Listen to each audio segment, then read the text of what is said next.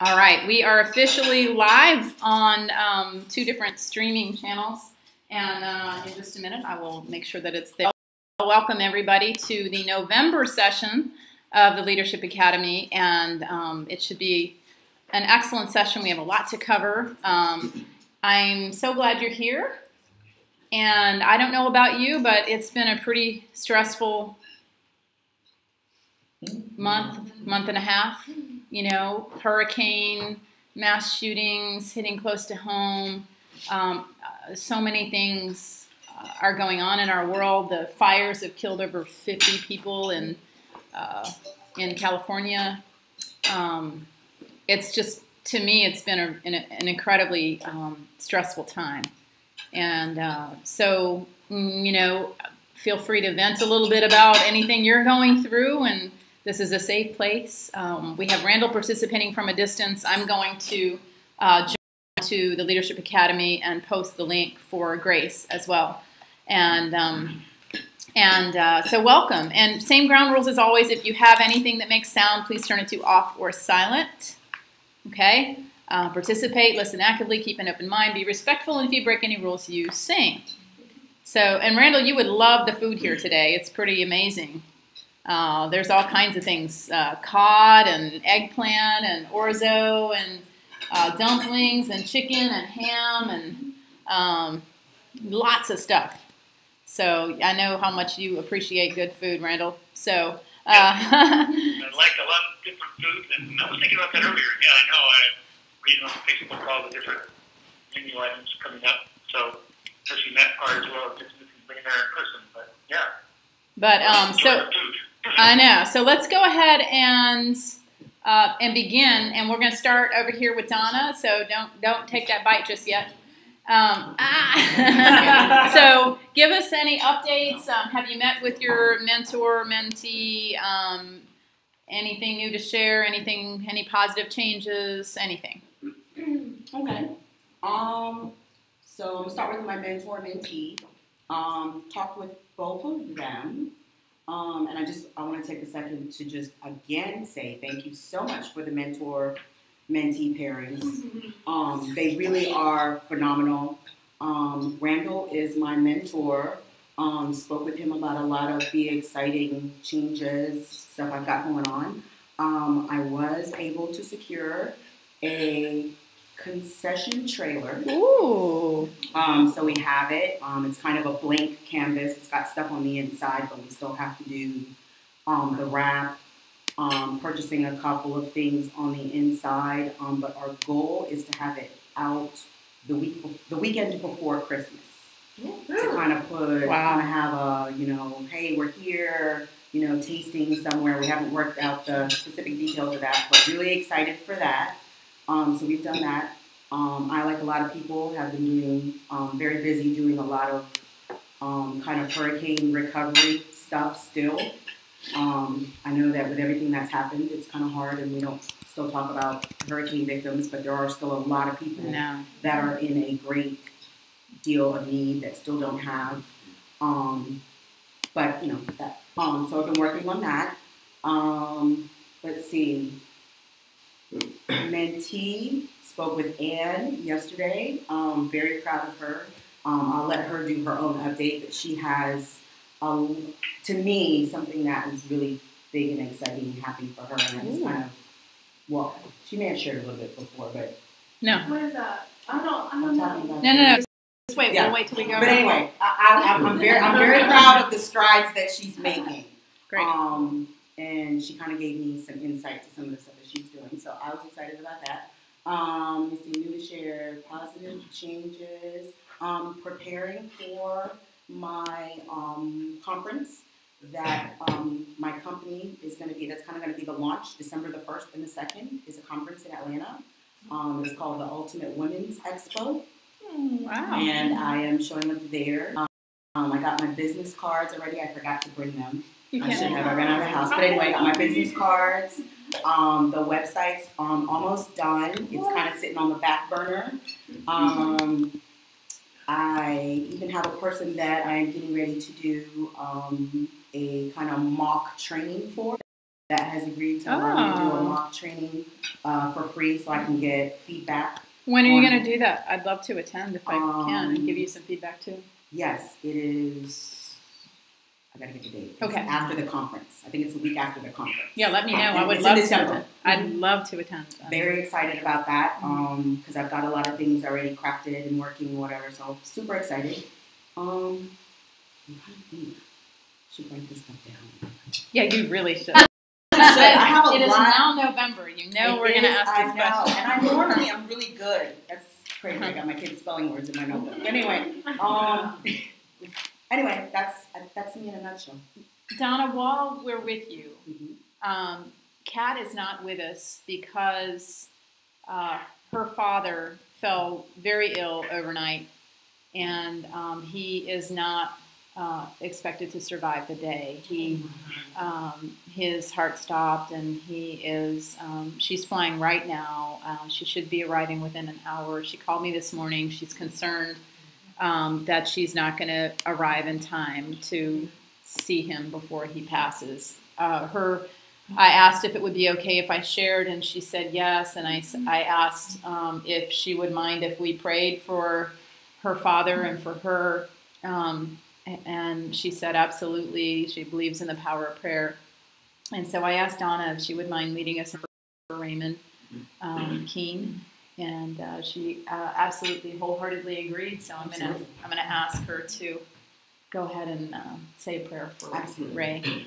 All right, I already had some. Dear Lord and most merciful Father, we want to first thank you for waking us all up this morning and allowing us to be here today to fellowship and learn as we always do at the Leadership Academy. One of our members, Kat, is not here as she is on her way to try to visit her father, Raymond. We pray that you will wrap their family in your love. We pray for peace. We pray for strength. We pray for understanding for her. And we pray that she understands and knows the power of prayer and that she leans on you during this very difficult time. In your name, amen. Amen. Thank you for the beautiful prayer. Yeah, I know. And yesterday we had another emergency in our Leadership Academy for returning leaders, and Amanda's cousin he has a brain tumor and a hemorrhage, and they didn't expect him to survive. He was sent to Shands. The whole family went down and gathered, and really were given grim news about what the prospect of any recovery was. We prayed, and really a miracle happened, and he pulled through. And even the doctor was. And by the way, there was a last-minute change in the surgeon. There was all kinds of things that happened, but even the doctor was shocked at how surprisingly good the outcome was. And now they're thinking he might actually make a full recovery. So, yeah. So, but continue to keep Amanda and her cousin as well in your prayers. So, Randall, why don't we go to you before we go to Blake? If you could go ahead and give us an update on your mentor-mentee and any positive changes happening. Okay, yeah. I did talk with Donna yesterday, and she just gave her an update, and she is remarkably busy. She's really taking things on with a ton of initiative. Yeah, when I talked to her, I feel like, man, who is mentoring who here, you know? Beneficial agreement there. She really motivates and inspires, and she, I commented, I said, I got to remind myself that you're launching 2 businesses, not just one, but 2. And she's just like, nonchalantly, yeah, might as well go for it all, get it all done at one time. So it's great that she's doing 2 businesses at one time, and then we talked about her boys. She has 2 boys that she's busy with, and she's volunteering for coaching Little League. Talked to her, and she's looking for other volunteers out there to help out. So on top of the businesses, doing that, and she was very excited telling me about her volunteer work with Patricia McCrae, where we fed over 100 women and moms who need that kind of help And Patricia McRae is a graduate of the Leadership Academy, an award-winning graduate of the Leadership Academy, and so we're so happy that they are working together. Yeah, I can tell that was a big thing for her. She got a lot of benefit out of doing that, you know, and then the message is helping others. When we do for others, we feel so good about ourselves, you know? Yeah. And that came through in my conversation with Donna. So she's just doing terrific. She's on her way to bigger and better things, for sure. So that was good to speak to her yesterday. And I spoke with my mentor, Tanya, last week. And it's always a great conversation with Tanya. I appreciate her as my mentor. She's always got suggestions and ideas for me. Keeps me on track. Randall, I want to say in our Leadership Academy yesterday for returning leaders, your name came up, and your mentor was bragging on you and just saying how when she gives you tasks and action items that you run with them and you always do them and you take them to heart, and that includes joining Toastmasters and being actively involved. And so I just wanted to give you a shout out. And other members of the returning leader class were saying that they really appreciated your postings, and so anyway, I just wanted to let you know. Thank you. Yeah, well, I'm enjoying, you know, having that space on Facebook. If anyone didn't notice, I guess. I'm also there a lot, but I figured, hey, why not? I'll just do a little more stuff out there. You know, it's fun. It's kind of a creative training grounds for me. I feel like, you know, where I can just put stuff out there and kind of makes me think too, and so I enjoy doing that. But yeah, the Toastmasters is going terrific. I had my second meeting, and I related all that to Tanya and discussed that, and she gave some good feedback. Continuing on that, Toastmasters is great. I feel like it's such a great place to go right on time of kind of finishing up our program here with Leadership Academy. Going into that, it's kind of more of the same, but different venue, and really enjoying that. And I'm very inspired. There's a gentleman who has spoken both times for Toastmasters. He's 81 years, age of 81 years old, and he's still just on fire, full of energy, and wants to do better, wants to improve every day of his life. It's great to be, you know, that place in your life and have that going still like that. So, but the Toastmasters is very good for me. I'm still working to make new connections, you know, putting my team together. I'm very focused on wanting to have a good, you know, network of people around me where I can do things I want to do. Connections. I feel like I've learned the most out of this year-long program is who you're with, you know, who the connections are, who you're talking to. I mean, we deal with different people every day, and we help a lot of people who may help us, but the people we count the most are that like-minded person that we can connect with and get that positive energy back from. Yeah. Okay. Anything else, Randall? I think that's it. Great. We'll move on then to Blake. Thank you. Hey, Randall. Can you hear me? Yes. Okay. Hey, Hey, I'm good. Glad you're doing well. Anything new to share? Been really focused on Hurricane Michael recovery efforts, doing a lot, trying to get everybody back to normal. There's a lot of people, as Donna mentioned, that are still going through a lot of pain right now. Very, very challenging times. And I will throw this out there.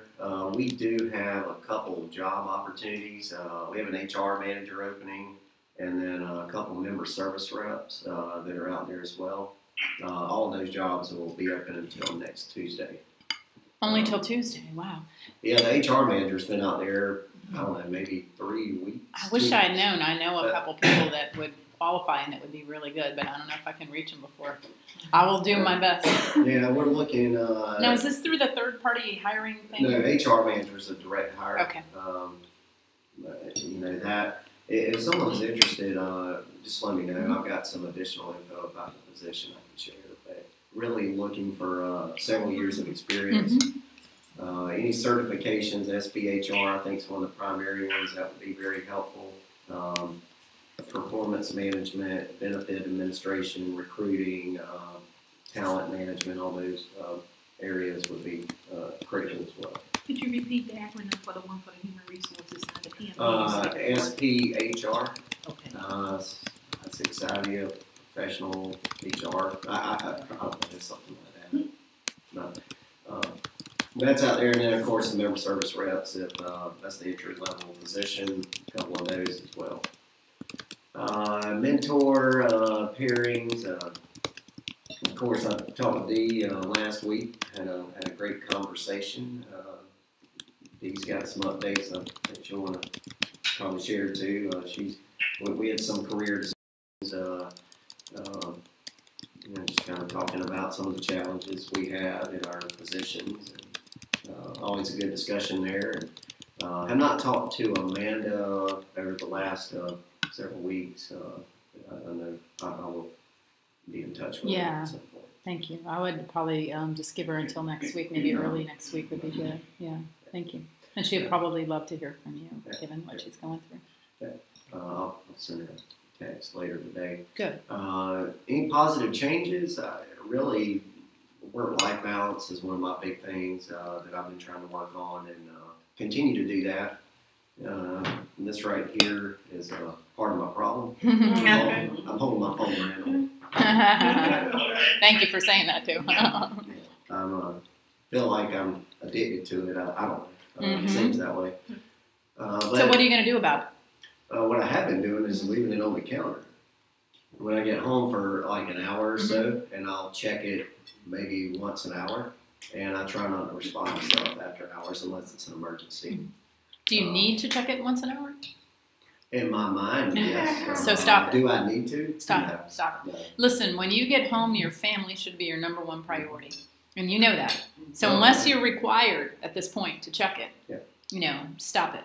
It's really, in the returning leader class, we were talking about this very thing. And that's the one thing that people have changed the most on is understanding that I had people list their priorities just like you did in the last session. What's your number one priority? Most people said either family or God or, something outside of work. Work was on a priority, but it wasn't in the top 2 or 3 for most people. And so you have to make sure that what you do, your actions, are in alignment with your values. Your family is the most important thing. When you get home, 100% of your attention needs to be focused on them. Obviously, in an emergency like a hurricane, that's not going to happen. But any other time, we have to set boundaries for ourselves and for other people. And so when we don't set those boundaries, they come to expect that we're gonna be checking, we're gonna be responding, So I really would encourage you to make it a priority to not even have it on the counter, to have it like tucked away somewhere on silent, and then maybe if you need to check it once a night, make it quick, check it once. I need to put it in a drawer somewhere. Yeah. Is it a work phone or is it your personal as well? It's just one. Leave it in your car. Just go out to check it. That's good. I know. Well, you are right though, because I'll notice, my boss may send something and I'll reply back, and he'll reply back. I send something to, one of my direct reports, and they'll write back. And, it's that you kind of feel you have to reply, even though you don't. And you're basically you're teaching your direct reports that they need to make work a bigger priority than their families too. Yeah. No, you're right. And when people have an actual break where it's quality time, uninterrupted quality time with their families, they always come to work the next day feeling more refreshed and better about things. So. Good. That's all I got. Hey Randall, it's Ann. Hello. My unofficial mentor. Randall kind of adopted me as his mentee, but He's great. I agree with Donna. The mentee-mentor pairings were really on point as far as my experience with Donna and Grace. And so I'm not quite sure what Donna was talking about, but What is yoga stuff? yoga stuff. Yeah. You guys know that. You guys know that already. I thought she was going to announce she was pregnant or something. Randall. Oh, Randall. know. No, I'm not birth control. TMI, TMI. I hear you. But yeah, Donna and I talked yesterday. I always love talking to Donna and catching up and just seeing where the conversation evolves, what it evolves into, and it's always a pleasant discussion. It's never like, what are we gonna say next? Okay, when you start talking, what are we gonna say? It just kind of flows. Haven't talked to Grace in a few weeks, so I'll reach out to her, and other than that, I think we all share the same challenges this past month and a half, where the hurricane, everything that Dr. Gabrielli already said, and I'm going through this yoga training, teacher training, and a couple of things about that. The shooting at the yoga studio. I've never been to that location. I'm only started going to hot yoga based on this yoga teacher training, so I really feel like disconnected from that incident. But I do know people that work there that should have been there that night, and they weren't there for some reason, and it's just been really interesting hearing their. We go around doing updates, and really affected deeply a lot of people. Surely it affects all of us, but it affects more than some more than others. I'm just really trying to grow every day with meditating on the Word and trying to apply it to my life. Just have this incredible hunger to learn more about how to live the best life possible. And there's just so much to learn. And so just taking bite sizes and trying to make it practical. And that's all for me. Family's good? Family's good, yes. November is an incredibly busy month.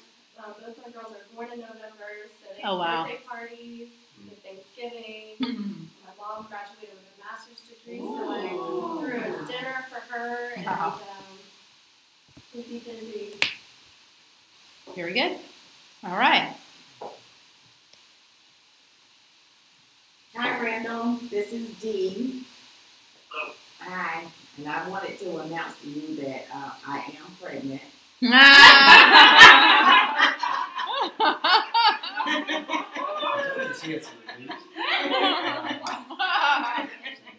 What did you say, Randall?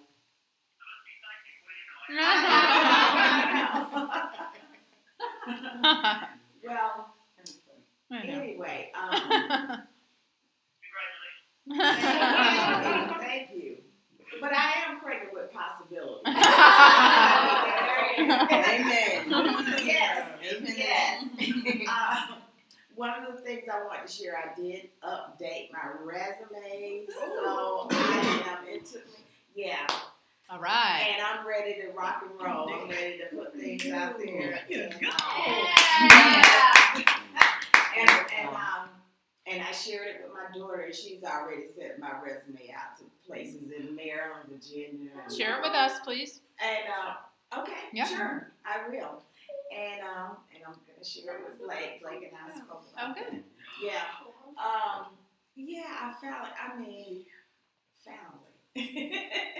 I just decided I need to do something. Yeah. And I keep saying I need to do something, but now small challenges, like the book said. You're going to do something now. I'm going to do something now. And I'm excited about it. I'm also emotional about it. So, and I've been emotional. I have been so emotional. So if I start to cry today, Please forgive me. I don't know why. I'm just. We had a lot of crying yesterday too. It's it's okay. I have the tissues ready. Oh, okay. Okay. And it's just so many things that I know. happen. I know. And, but as you all know, I think I missed last night. I don't even know my days. Yeah. Yeah, Your daughter. because of the Hurricane Michael. My family is still in Panama City, or we moved a couple of them out. But all of our houses, and my mom's house was damaged. And I don't want to say, because I look at other people and they don't have a home. And we have 3 properties, so they all are standing there, and I should say in good shape. I mean, we need a roof on each one of the house, but considering what other people have went through, we did very well. So, and I think, I really think everybody's praying for us and the support. And we know that those material things things will get better. So I'm not even worried about that. What do you need from us? Do you need things for your family members? Do you need supplies? Is there anything we can help you with? We do the things that we need is we'll have to find contractors and things like that to do the work. Right. And I'm not even forcing the issue right now because things are everybody is trying to get something done. So I'll let the insurance company. I'm just waiting. I'm not blaming them. I'm just waiting. And we did get one offer back that was ridiculously low. It was crazy. But other than that, so far as my sister and my brother that's handicapped, we sent them to California, which I don't know if it's a good thing right now, but they're nowhere near the fire. What part of California? Southern California, but Los Angeles and San Bernardino County. So, but they're fine. They're happy, and but I have one brother that's left, and I think he's suffering from PTSD, and I had to just back away from him because he saw everything happening around him during the hurricane. He watched every tree fall in his yard. His truck was crushed. So things like that, and he wants me to just react and move fast, and I keep telling him just let's sit down for a minute, just sit back. So he's really suffering, and if you all could just pray for him. What's his name? Lorenzo. Okay. That he could just calm down, just take it easy for him, and I would like for him to leave. But having a conversation with Blake, I mean, it always just I enjoy talking to Blake. We have things, work-related things in common. After the hurricane, we had to jump in there. He had to answer phone. He had to go on at the phone center, right? And answer calls. Same here. We had promotions going on to help people replace food. We came in and worked off of generators and just opened up our drive-through and not the lobby and just try to get people money and assistance. And we've got a couple of programs going on, and it has been so busy. I think that's why I'm so emotional and so tired and worn this time. But otherwise, and like everyone is saying about the leadership group, if it wasn't for you all, and I can think of some of the things that you all are doing and what you all have said, I think that's what have really kept me uplifted this year, because I was going in a spiral downward. And I realized that a few months ago, and I said, oh my God, I'm more of a positive person, but then I felt that it was just a lot, I guess, happening. And I really appreciate you all for just, being there. And I can hear you and talk to you all and feel you. Yeah. Thank you for saying that. And I love this group. I feel like everybody in the class just lifts each other up, and we all go through hard times. but everyone supports each other and encourages each other and makes each other better. And so I'm just so pleased that you are getting to experience that there's just so many talented, compassionate,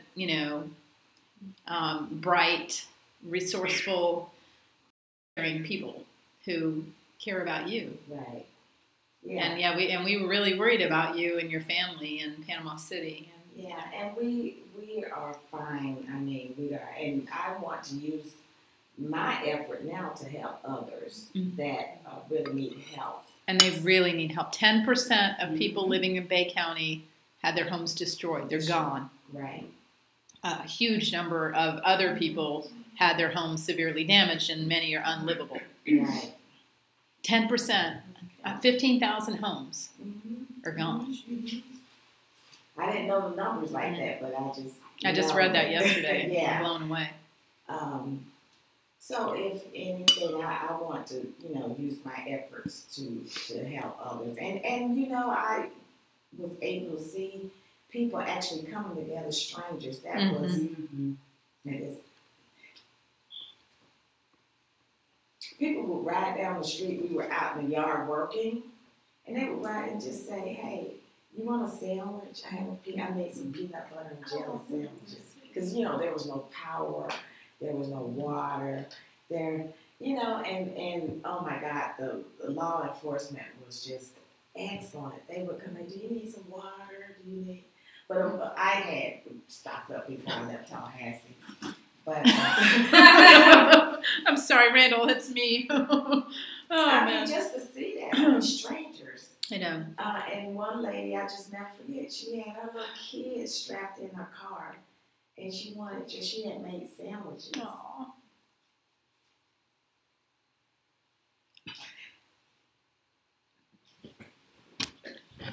Take one. Everybody's crying, Take Randall. one. We're all a mess in here. I'm just a co-crier. I just cry with people. Well,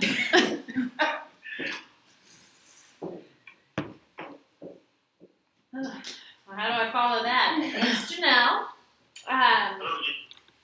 Anything new to share? I agree with B. It's been so busy, and I'm tired, and I'm bored. Yeah. This is kind of Hang Tough's real busy season, and with the hurricane, one of our events got postponed, and so it got shoved into this part of the. It's been a little crazy. Lots of hours, lots of hard work, worth every minute.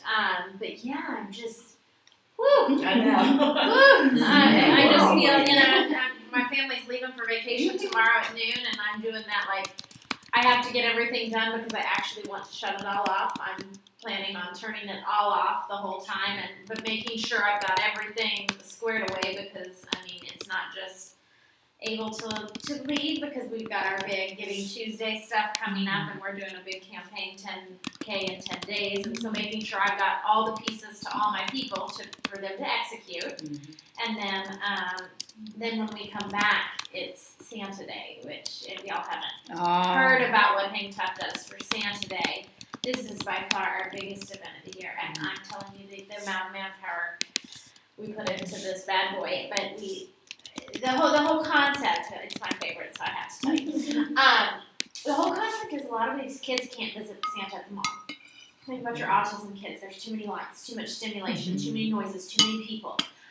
Think about your kids that are getting cancer treatment. They have no immune system. They can't even go in a public place, much less go sit on Santa's suit with other children's germs on it. Like, that makes my skin crawl. And so, this is actually one of the stories of how Hang Tough got started is because I have one year on my mantle where I only have a picture of Caitlin on Santa because Grayson couldn't go. And we didn't want Caitlin to miss out.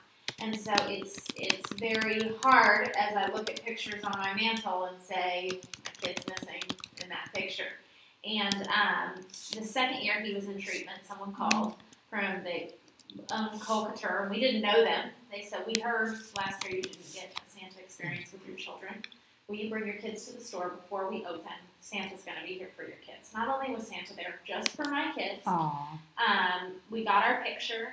but Santa had presents for my kids because someone had told them what things my kids liked, and it was this. And I left that day, and I said, I'll pay this forward. So Santa Day was our very first program we ever launched with Hang Time, making these private, individualized appointments with Santa. And the first year we did it, we had 13 kiddos, which we thought was huge. And I'm here to tell you this is our 4th annual, and I've got 180 Wow. kids signed up. Oh. That's amazing. Wow. Yeah. Wow. Where are you having this? So we do it at City Church now, Okay. and it gets bigger and better every Wow. year, not just by numbers, but by the things we're able to offer them, and the amount of work to pull this off, because each family has 7 minutes with Santa, and then we have 3 minutes of transition, because before those kids come in, Santa gets a cue card of exactly what that child needs. Speak softly. Don't ditch the baby doll. Don't ditch it. Like, we have a whole list, and then Santa then adapts to every family, every child. We dim lights. We turn up music. We did. It changes. His Aw. Santa. Santa got a watch. And That is special Santa. it is. Wow. Well, this year we had to find Sheila's asking if Santa is single and she wants to sit on his lap. I think there's more I Santas. Yeah. This year we can feel like. Where's the possibility? I'm volunteering. This sounds like you gonna have an elf. There you go. You got to volunteer. Right? Apparently she has a thing for men in Santa suits. Right? Okay. So anyway, so it's just a huge undertaking to make sure we have all the ducks in a row. We've got someone that's videotaping it. Each kid gets a flash drive of their the eyes locking with Santa. They get a professional photographer who's there, and so but they each get an individualized, personalized gift off of their wish list before they even tell Santa what's on their wish list. So they're like, my wish list is this, and Santa's like, have it. It's the coolest. But that's 183 gifts. The parents get it's quite the undertaking. So me leaving town right now and then coming back. It's December 1st and November we had to extend. Friday, November 30th, 1st and 2nd. I mean, it's 18 hours worth of Santa Wow. to be able to accommodate everybody. And then of course Leon County School calls and they're like, we need one for our ESE classes, and then the following weekend we do another one for ESE, and then the following week we go to the hospital and do a tour there. So it is crazy. It is crazy. We just did our strategic planning meeting last Sunday. We had a parents' night out where we had 120 kids on Saturday, and the strategic planning was on Sunday. I am just like, wow. Yeah, what do you need? What do you need from us? How can we help you? I'll share the Santa wish list sign up. There's still at least like 80 slots that aren't filled in, and granted we have a budget so we go and buy them, but the more that we can get from other people, the more can go into some specific things that the parents need. Because we also try to know our parents and know that if they need a little extra help during holiday season. So I'll post that in the group, but if you'd love to sign up for it, that would be awesome. You can either bring it here, or we have drop-off locations, or you can just Amazon Prime it to us. Nice. Amazon Use Prime is good. smile.amazon.com. Yes, please. Definitely. Just kidding. But yeah, so it's just a busy but amazing season. So I'm already feeling weary just with all the stuff going on. But you're working out like crazy and you have more energy as a result. That's right. That's right. But I made a commitment to keep my health, which has been the best thing ever. I told Kat yesterday when we met. Yes. Because I'm literally blocking it out. I'm going at noon. Like yesterday, I came back by the office all sweaty and gross. I'm like, you know what? It doesn't have to be in the evenings when I'm off work. I need to build it in, and I've lost 10 pounds this month. Wow. Man, that's huge. I've set 3 PRs at CrossFit. I've shaved I know, 2 lifting, I minutes saw and that. 45 seconds off my mile time because Oh my I haven't gosh. run since the first month. I was real bad. Let's just start there. So it's not great right now, but like I'm taking care of myself at the same time, but a little tired, a little weary. But you sound a lot better. Like, Yeah, I feel better. given all the stress that's happened in the last, Yeah. I think the exercise is Oh, helping you absolutely. tremendously. And I'm eating right. Good. Which that makes a night and day difference Yeah. too. But yeah, I mean the soul wearing of everything that's been going on between shootings I and know. things like that. I think that's what's taken Oh, a toll I on know, me. I know. These conversations I'm having with my kids. Oh my gosh, I can't. Children should not have to grow up in a we world drove like by this. the shooting. We were about 10 minutes apparently after the call went through, coming through that area in Grayson's County, the number of police cars, and I'm going, this is not an accident. No. This is, you know, and I'm like You trying. could tell it was something. So it's just been kind of weird at home, you know, lots of questions. Since we're asking for prayers, I'm just gonna throw it out there. We got a hero right now that's at Shands that is fighting for his life. What's his name? I technically can't disclose that. Oh, okay. How old is he? He's 20. Okay. Stem cell transplant because he has a very, very rare form of cancer, things like that, and that has all gone well.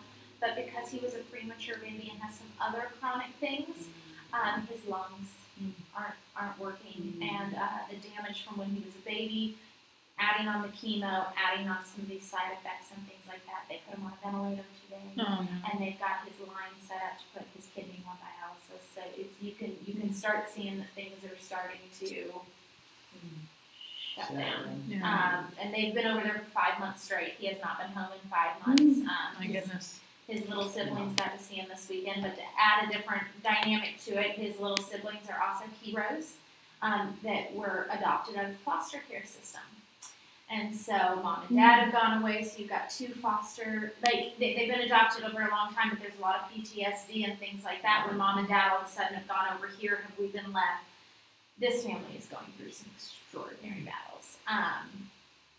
And so I would just, yeah.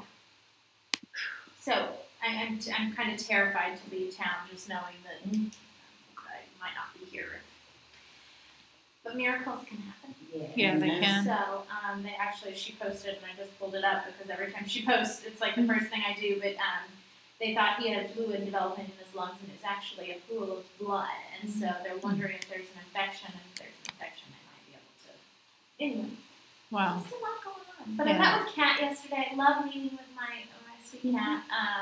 We have coffee just once a month, and I love her. I've been sharing with her some of my writing, so she's been, reading some things for me, and yeah, I love Kat. I know. She's the greatest. She is awesome. You're paired with Kat and who else? And then Sheila. And apparently I missed a message from Sheila on Facebook. Facebook Messenger is not my forte. So I'll get you my new phone number, or not my new phone number, but since you have a new phone, I'll get you my phone number. I'm horrible at Facebook Messenger. Sometimes the little heads don't pop up though. I noticed that. Like the little heads on Messenger. Everybody gets the little heads, right? Little heads? Yeah. The little faces. Like never mind. the circle with the face? Yeah. The profile Like when you picture? have a message, but it doesn't Yes. always. Yeah, I know what you mean. You know what I'm talking about? Like you Yeah. don't always have that. I To tell know. you that you have a message. And I everybody's should looking at me like, Yeah, you have to change your settings. okay, maybe something happened. Because it's like sometimes I get, what's depending on who does it, sometimes I get it and sometimes I don't. Well, my thing was I was at an event, a tabling event, when you sent it, because I remember that That's date, alright. and so I opened it, and once you open it, The little thing is not new It's anymore. gone. Yeah, it's gone. it's gone, and it's out of mind. But yeah, so that's my role. Okay. Next. That's a lot. That was a lot. I mean, like just so far, like it's a lot. Yeah, I know. Everybody. There's some heaviness For going on. I know.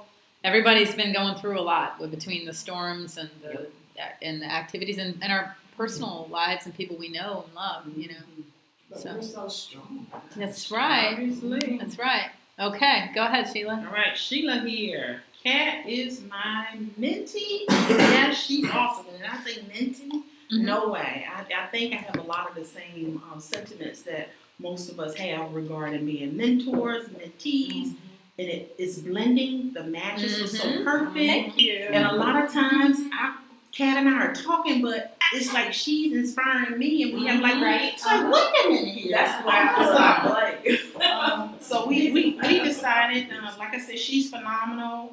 We both decided that we were gonna, from the last time that we met, I have a lot of associations with people, and I think Kat was saying that she does as well. But I think what we started to notice is we were needing more depth to those relationships. So we were going to try to focus on doing that.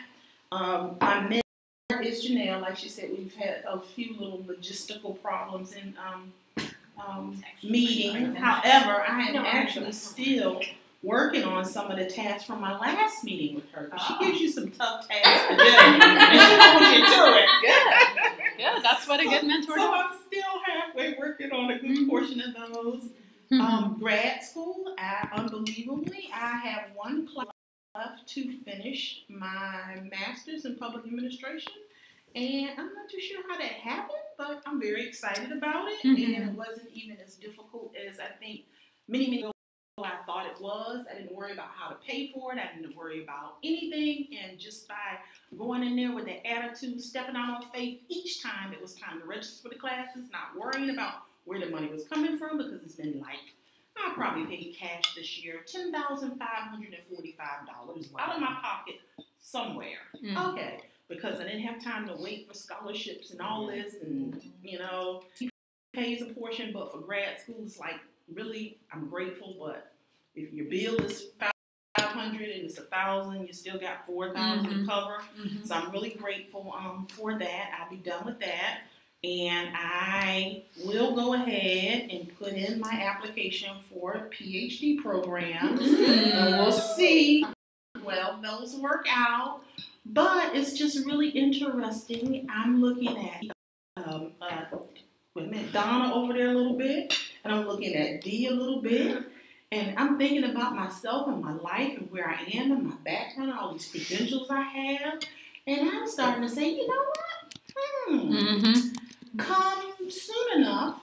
What is my problem here? I have a house. I can rent that house, and I'm tweaking a and put some feelers out there. May the best person win. Wherever that sends me. There, wherever, why not?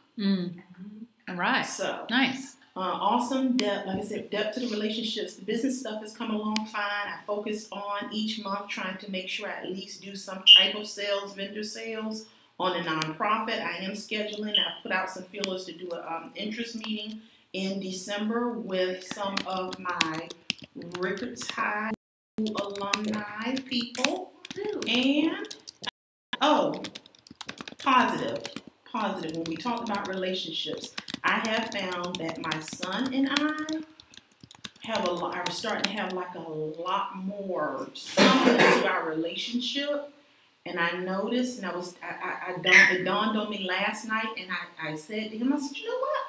We're turning into more like roommates, because I'm just giving him his space just to be a young adult. He has a car. He has his own money. He knows how to, it's like, and he's doing very well as far as it relates to school and just handling himself like a humongous relief off of me. I say positive things to him. We communicate very well. So I'm really happy about that, because I think months ago, I was like, oh, it's rough. I don't know what's going on. But I loosened up a little bit, and I started sprinkling a whole bunch of love, and it just looks like it really, is working out really well. Wonderful. And Paris? I'm in school, and I didn't know if I wanted to say this is bad. I have 2 surgeries that I need to have, and those dates for those surgeries have been scheduled, so to speak. So that's one of them for sure is going to put me out for some months, and with me being in school, and the trip was spring break, looks like that the trip to Paris is probably pushed more back to maybe the summer of 19 is what I'm thinking. That's I okay. finished grad school, but it's definitely there, and I'm going, even if it's by myself or with a girls group. I have a set of girlfriends. Good. If you're done with grad school, it can be a big celebration too. There you go. I'm thinking. Actually, that's probably better timing. Yeah, and you won't be worried about missing work in school. Okay. So hopefully I'll get Randall, on the baby stuff. Ah. I won't be having any more babies. That's it for me. Okay, so in my world, the only real update I have is I'm just going to lots of doctors right now, like lots of doctor's appointments. I got an appointment with a leukemia specialist at Mayo Jacksonville in a few weeks, which is really shocking that they were able to squeeze me in so soon, because there's a wait list. And I have an appointment the following day at Shands. about GI problems seemingly caused from treating a skin rash that seemingly is connected to the cancer. Who knows? But anyway, that was a 3-month wait, and that happened to be the day after the Mayo appointment. So hopefully after that, I'll have a better idea of what's going on. The local hematologist is really nice, but he only has one other patient with this kind of cancer. It's really not that common, and I just didn't feel comfortable when he said, you know, let's just see what happens and come back in 3 months. And I just felt like, and I'm on a discussion forum on Facebook. That one really great thing about Facebook is support groups. So I'm in a brain tumor support group, and I'm in a leukemia support group, and it's awesome. And they're all like, you need to get to a specialist in this kind of thing. And it just makes sense to me, you know, even if that specialist kind of says the same thing, let's keep an eye on it. I trust somebody who actually knows about this kind of cancer. So that's about it. The Leader of the Year award is live, and I am excited to say that we already have some entries, including some from your fellow classmates, and it warms my heart when people in the class vote for other people in the class, and that actually takes more clout than external. Okay. So and no, I mean if you get you know 20 votes and 2 are from people in the class, it's better than 20 votes outside. It's better than 15 votes outside. People, when your classmates who've watched you grow and change and seen your influence as a leader vote for you, it says a lot. So I encourage you to vote for each other and share with your colleagues, share with people who know your leadership abilities. It's so hard just to choose one. You can choose more than one. You can choose more. We're gonna get like 8 because you know what? And that's okay. And that's okay, right? So there is an evaluation form that is different. That is a simpler form where you're going to actually click a button. This person deserves the Leader of the Year award, with just one person where you have to. But this is kind of an essay thing where you're talking about people's leadership capabilities and what happens at the end. It's anonymous, but at the end I share the comments with everyone, and it'll just make you feel so good to read what people are saying about you.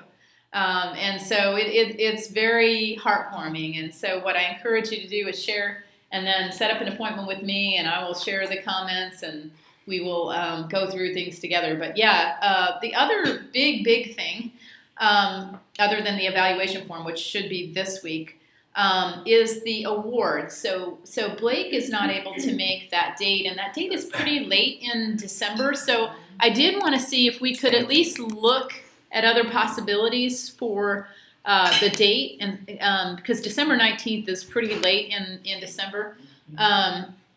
So if you could just pull out your calendars, Randall, you pull out your electronic calendar. I know you probably have a little more flexibility being a business owner, but and then we'll just confirm. We'll confirm with Kat that it'll work for her too. Will Randall come back? Randall, can you come visit? I'm going to try. I will let you know more about it.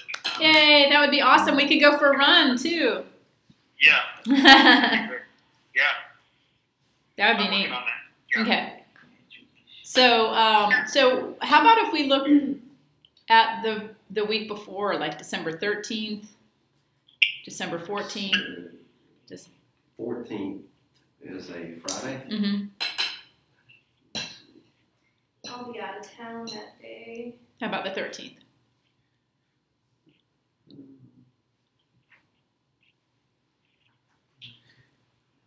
I'm good after 11. Yeah, it would be after 11.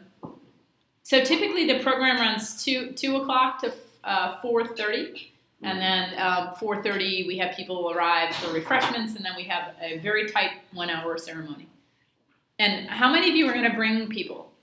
Family, friends, families welcome, co-workers, colleagues, people you think might be interested in next year's class, anyone. But I do encourage you to bring families so you all can meet each other. Because, you know, we sit around the table and we talk about our families, right? Yeah. So I encourage you to bring people. Who might bring people? Anyone? Okay, good. Good. Yeah.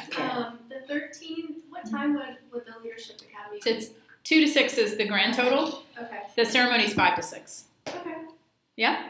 Yeah. 13th? So I can see, we have a gala meeting here at 5:30, but. Can you possibly move it? Yeah, possibly see. Well, they do it on a repeating schedule, so, but maybe push it back to 6:30 or something. Yeah, that'd be great. So, and bless you. Everyone else, is it okay with everyone else? Do we want to have a backup date in case Kat can't make the 13th? 11th or 12th as a backup date? I can do the 12. The 12th? would be bad. 12 would be good. 12th as a backup date, just in case. Does that work for everyone? Yeah. Okay, so the 13th is preferable, but the 12th as a backup date? Okay. So I'll reach out and confirm that. So, okay. So let's move Are forward. you going to send that out in the next couple of days, do you think? Yeah. Okay. Yeah, no, I'll send it out. I wanted to confirm with Yeah, everyone that's that would fine. work before, and of course I'm going to let Kat get through today before I reach out to her and confirm with her. Question about that Yeah. date. Is that also you said 2 o'clock it starts? Is there a class on that day actually, or? Yeah, so I don't know if you've heard of me, but the December class is always unique in that we start it later. So instead of 12:30 to 4:30, it's 2 to 6, but 2 to 4:30 is the program. 4:30 we have refreshments, people arriving, and then the ceremony is 5 to 6. Okay. So we have a ceremony with awards. Programming class. Everybody will say something at that event. If you've attended one of the graduation ceremonies, you know what I'm talking about. You're going to get up and speak. Each of you will get up and speak for like 2 minutes or less. Or less. I'll tell you exactly how long you have. It might be a minute and a half each. And what I want you to do is share your experience, including any positive changes that may have happened in the Leadership Academy. Okay? So, and then be prepared, in case you win an award, to have a brief 30-second acceptance speech as well. Okay? So I will get in touch hopefully by tomorrow with confirmation on the date. So this is today. Yeah, we're a little behind schedule already. That's all right. So let's talk about your priorities. Last time we talked about what are your priorities, right? Has anyone given more thought to this? Because I asked everyone to share a couple of priorities. Whew. You have? Oh, yeah. Yeah. Go ahead.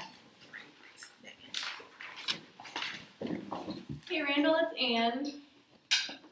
So this one's been a really tough one for me. And you may or may not agree, depending on your beliefs, but like, I have been putting my kids first. And so for me, what it should look like is God first, then my husband, then my kids. Mm-hmm. But it's been my kids, God, and then my husband. And I've been feeling like really out of whack. But who says it should be?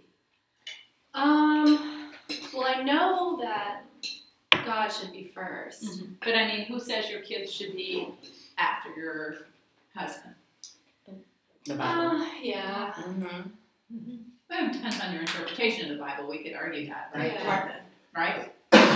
It's like you wouldn't have them if you didn't have them. But, you know, like when I get home from work, my little 2-year-old, she's like so excited, just like a little puppy. Yeah. And it's like that excitement, it's like, that's the thing you first gravitate towards. And then like, but I need to kiss my husband first before I Well, it depends. No, you kiss, know, go ahead. you know? It's your story. I don't know. No. I was just thinking it all depends on what you interpret as putting first. Yeah. You know what I mean? Like when you say priority, like to me, mothers, that's something that we do. Kids, they come running, whatever. I don't know that I would argue that I felt like I needed to kiss my husband first when I walked in the room. And that meant that I wasn't making him a priority still. Yeah. You know what I mean? My interpretation always when reading was that, your husband is like the head in charge of making sure the family worships. I'm just saying that's always been my interpretation. So mine wouldn't be that I'm spending too much time with my kids necessarily. You know what I mean? It's all about how you define priority and what's not a priority and what's, you know what I mean? And two, like, we have a blended family, Mm-hmm. and so sometimes I feel like,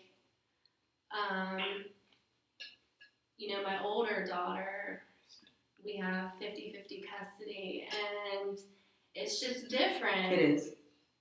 For the parent, the stepfather, or the stepmother, if it's not theirs, it's different.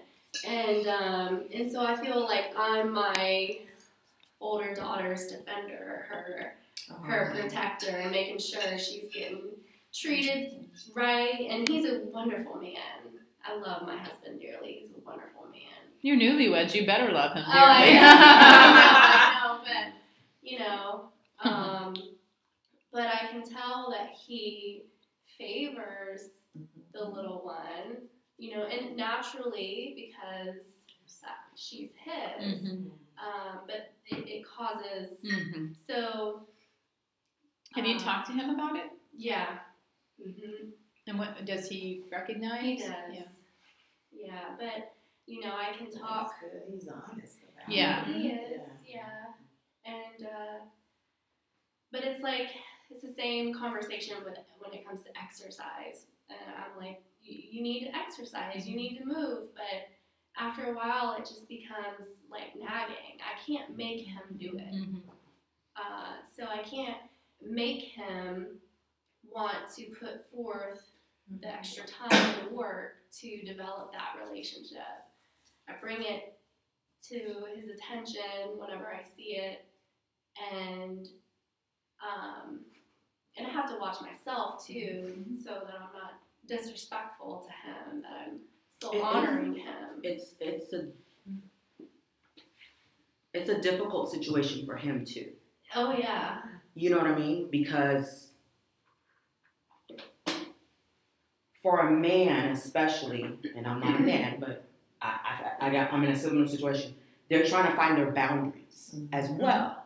Like this, he may love this child just like he loves you. You're his wife, he loves you, that's your kid. I love them, but there's boundaries still as him not being his or her biological father. You know what I mean? That sometimes you could cause a rift between the biological father and him. So a lot of times that comes across as you're watching and you're like, is there not a connection there? It's there, but they're still trying to find their way. And I think since you guys are newlyweds, I don't know how long you guys have been together exactly. That's gonna come with time too, if you guys invest the time, both of you, into making sure. You know what I mean?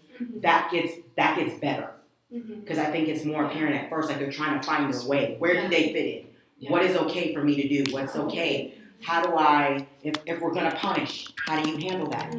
You know what I mean? Is it okay for him to punish when you're not home? Or do you guys need to get together? I mean, there's so many questions when you're parenting, and there's no book. Well, there probably is a book, but, everybody's got a different version of, what needs to happen.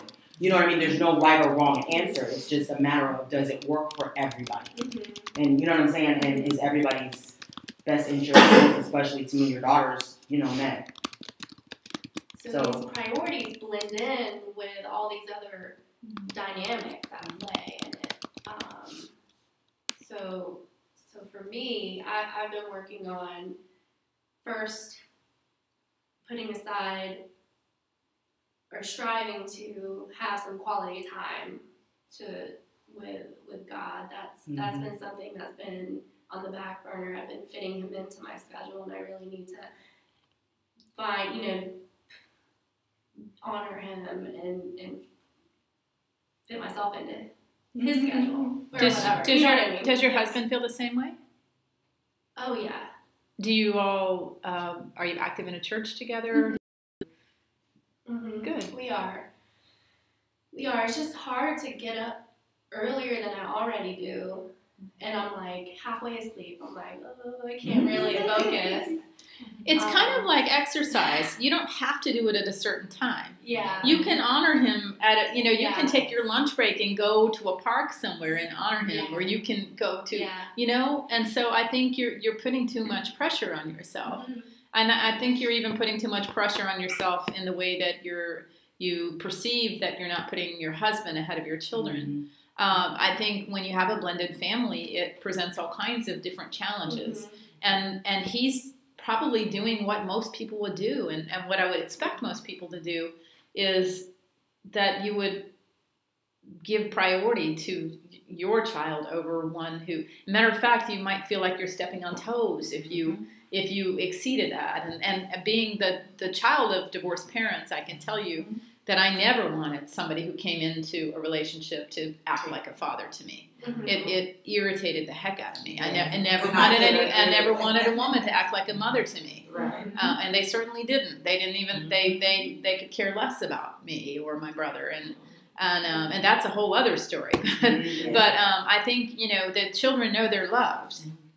And hopefully your husband, and it sounds like you have a really good relationship where you're honest with each other. Mm-hmm. And you know what, you're in the early stages of this. The thing is, over time, their relationship is going to grow. Yeah. And I don't think you can force that or wish that it was equal at this point. I know many people who grew up in divorced households, and the stepfather ended up being more of a father than the actual father. It just takes time, and it takes natural progression of relationships. True. I need to have more grace for myself. Yeah, because that's the message. It hasn't been that much time. Right. We're still adjusting. Yeah. So, thank you. Yeah, have grace for yourself. Absolutely. Speaking of grace, she did message and said she's going to try to jump on later. She lost a friend. A friend died overnight, and I know. It just seems like around this time of year, there's just a lot of tragedy. Every year, it's like around the holidays, there's just always extra things that seem to happen. But anyway, so she will join us in a bit. So, anyone else have any changes in their priorities or make any adjustments as a result of what we discussed in the last session? Okay. Well, so let me continue with our discussion then, so that then we can move into the intentional leadership portion. If you remember, these were the final portion of the learning objectives from last time. Included applying the 10 questions of performance success, describing the impact of your life's purpose and what it would have on you and others, practicing the 8 steps of successful goal achievement, and developing and executing the 4 critical components of an action plan to attain fulfillment. By the way, the cookies, those are gluten-free. Wasn't that sweet? Yes. Dee made gluten-free for Kat, but they are fantastic. They're really good. I wish we could send some through the phone line, Randall. But yeah. So in the last session, some of you shared your goals. Right? Remember that how we discussed what were your biggest goals of 2018 in the beginning of the year? Some of you had that and some of you didn't. For those of you who didn't, did you bring them this time? Your goals.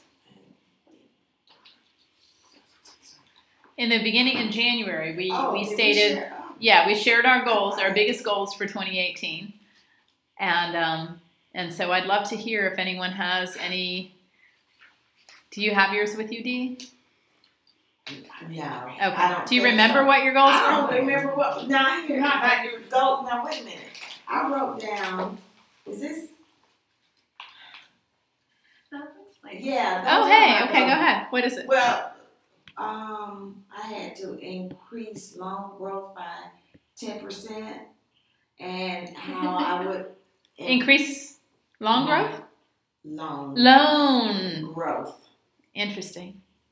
Now is that I write down everything, so I don't know. But and these were the SMART goals. Right. What else? What else did you have? That was being specific, and then how to measure. I said I would increase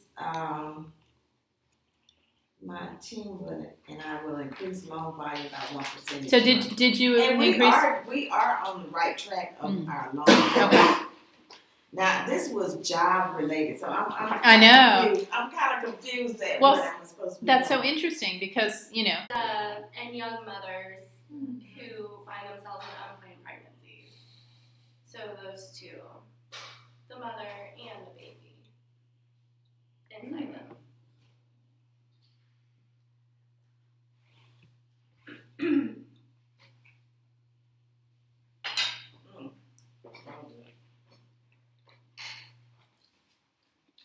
It's D. Randall. I'm passionate about servicing others.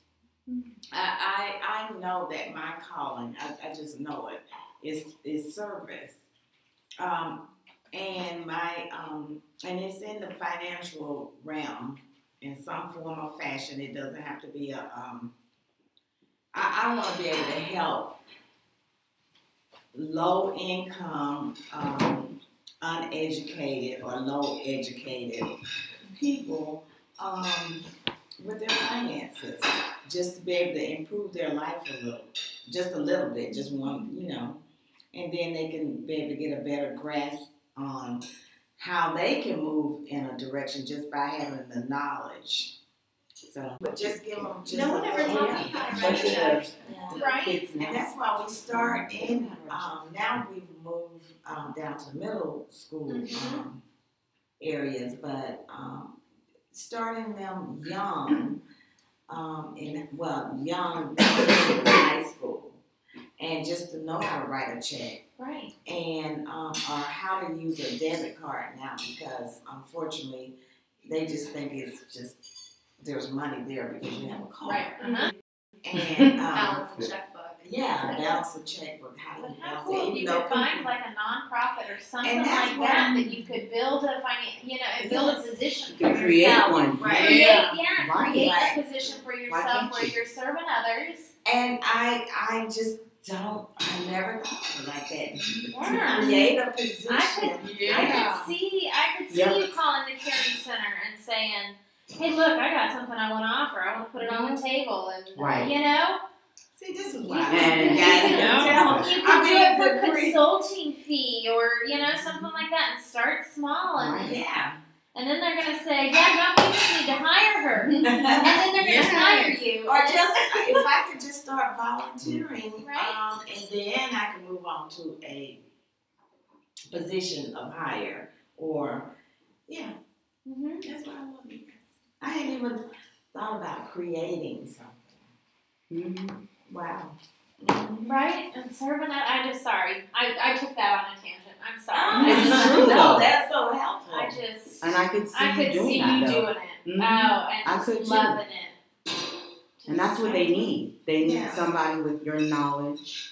You know what I'm saying? Or Who's just- vetted banking as long as you and- have. And I was interviewing this young lady for a loan processing position. I said, it's not about expertise. You can learn how to do things, but it's in you. It's what your personality, it's your compassion, it's your personality. All these things that are wrapped into one to create that. You just it's not something you learn. I think it's just there. It's just in you. You learn how to do the job, but But there's a little something extra it's something when extra. when there's to be a servant able- heart or something inside Yeah, of to you. be able to serve and I be agree. able to understand people and be empathy, have that empathy or whatever. So Dee, if you don't decide to go that route, I actually have a client who I think you would be perfect to work for,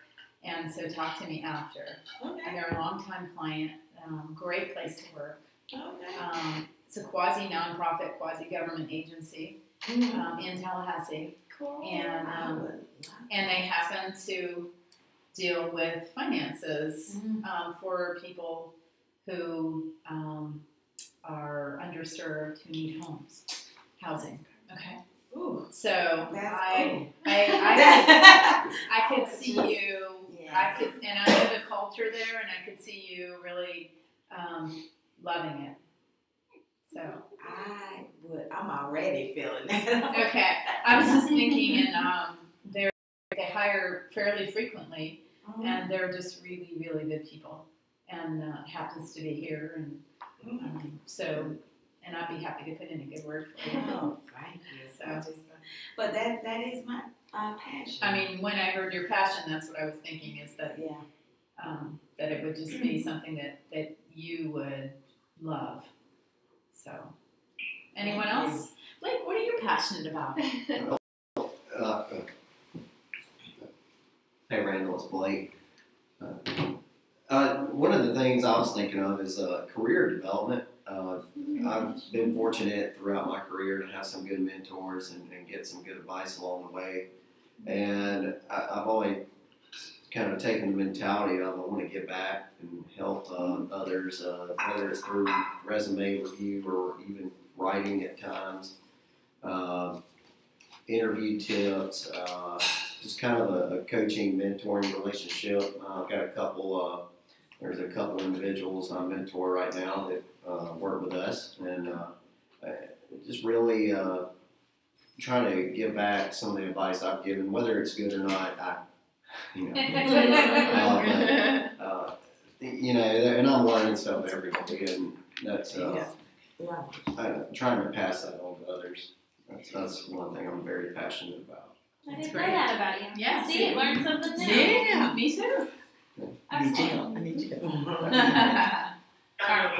Randall, go ahead. Steve Blake. Jack, after Steve Blake already having been doing that for a period of years, I think it comes out naturally with him, and I can see where he probably does it on a normal basis, day to day, where, you know, it's just normal, natural, he does it. It's not something he thinks about. Only when it happens in a setting like this is the time when he really kind of thinks through the process. I think he's really been doing that, living that passion in his own quiet way. So Blake, I notice, he's very quiet. He's more reserved or laid back, but you know. But I think that's the case with him. Just an observation on my part. I think he's living his passion in his own quiet way. Yeah, well said. Thank you. Nice. Randall, what are you passionate about? Oh, I think you guys know by now. I'm sure. I'm a little back. I think I sometimes overdo with all my talking and stuff. Yeah. I'm already concerned about like the 2 minutes limitation on the speech on. It takes me 2 minutes just to start kind of warming up. That's why we love you. You'll have to borrow a minute from somebody else. Oh, thanks. Yeah, my passion is helping, and you know, just like John Maxwell says, and I think we've already kind of all hit on that. That think big, start small. That really resonates with me. I really am taking that in because don't we all kind of put this big pressure thing on ourselves, like, oh, my dream is this, and it's so big, and I gotta really nail it right out of the box. You know, I gotta make this thing happen in the next day or two or week when I start it. You know. And then we say, well, I won't start it now because the time's not right and I can't make this big thing happen. So I'm really refocusing and kind of getting back down to bare knuckles, grassroots with myself in my own heart and saying, just like you said, you know, start where we are today, right now, and who are we around, who are the people we're around, you know, work with the people that are around you. So my passion is helping others, and I've had opportunities to step in the path and to inspire others and encourage others, and I want to live my life that way to where actions speak louder than words, and I've always said the running was lit such a fire under me in my life, because I feel so thankful that I have an ability to run, just to go out and run a 5K race, a big race, and other people can see it happening, and I just enjoy it. And it's something I can go around and share with others and talk about.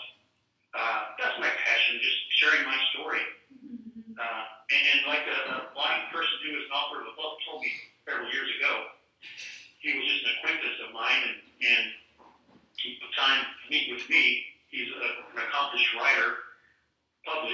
legally blind, and he told me we all have a story to tell, but not all of us can or are willing to tell our story.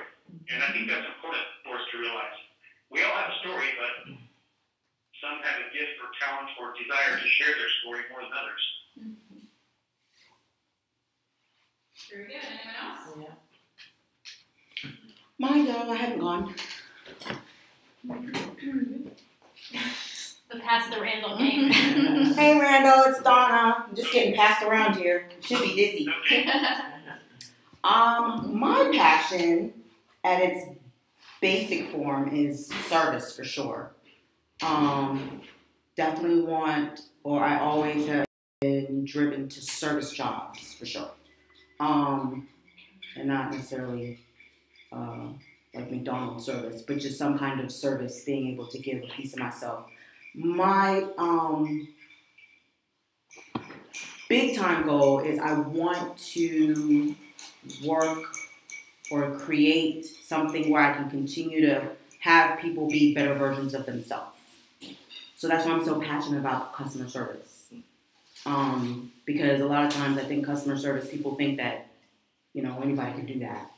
But it takes it takes more skill than people realize. Yeah. But with teaching and with enforcement, people can do it. You know what I mean? Even people who think that they don't have the skills, you can do it.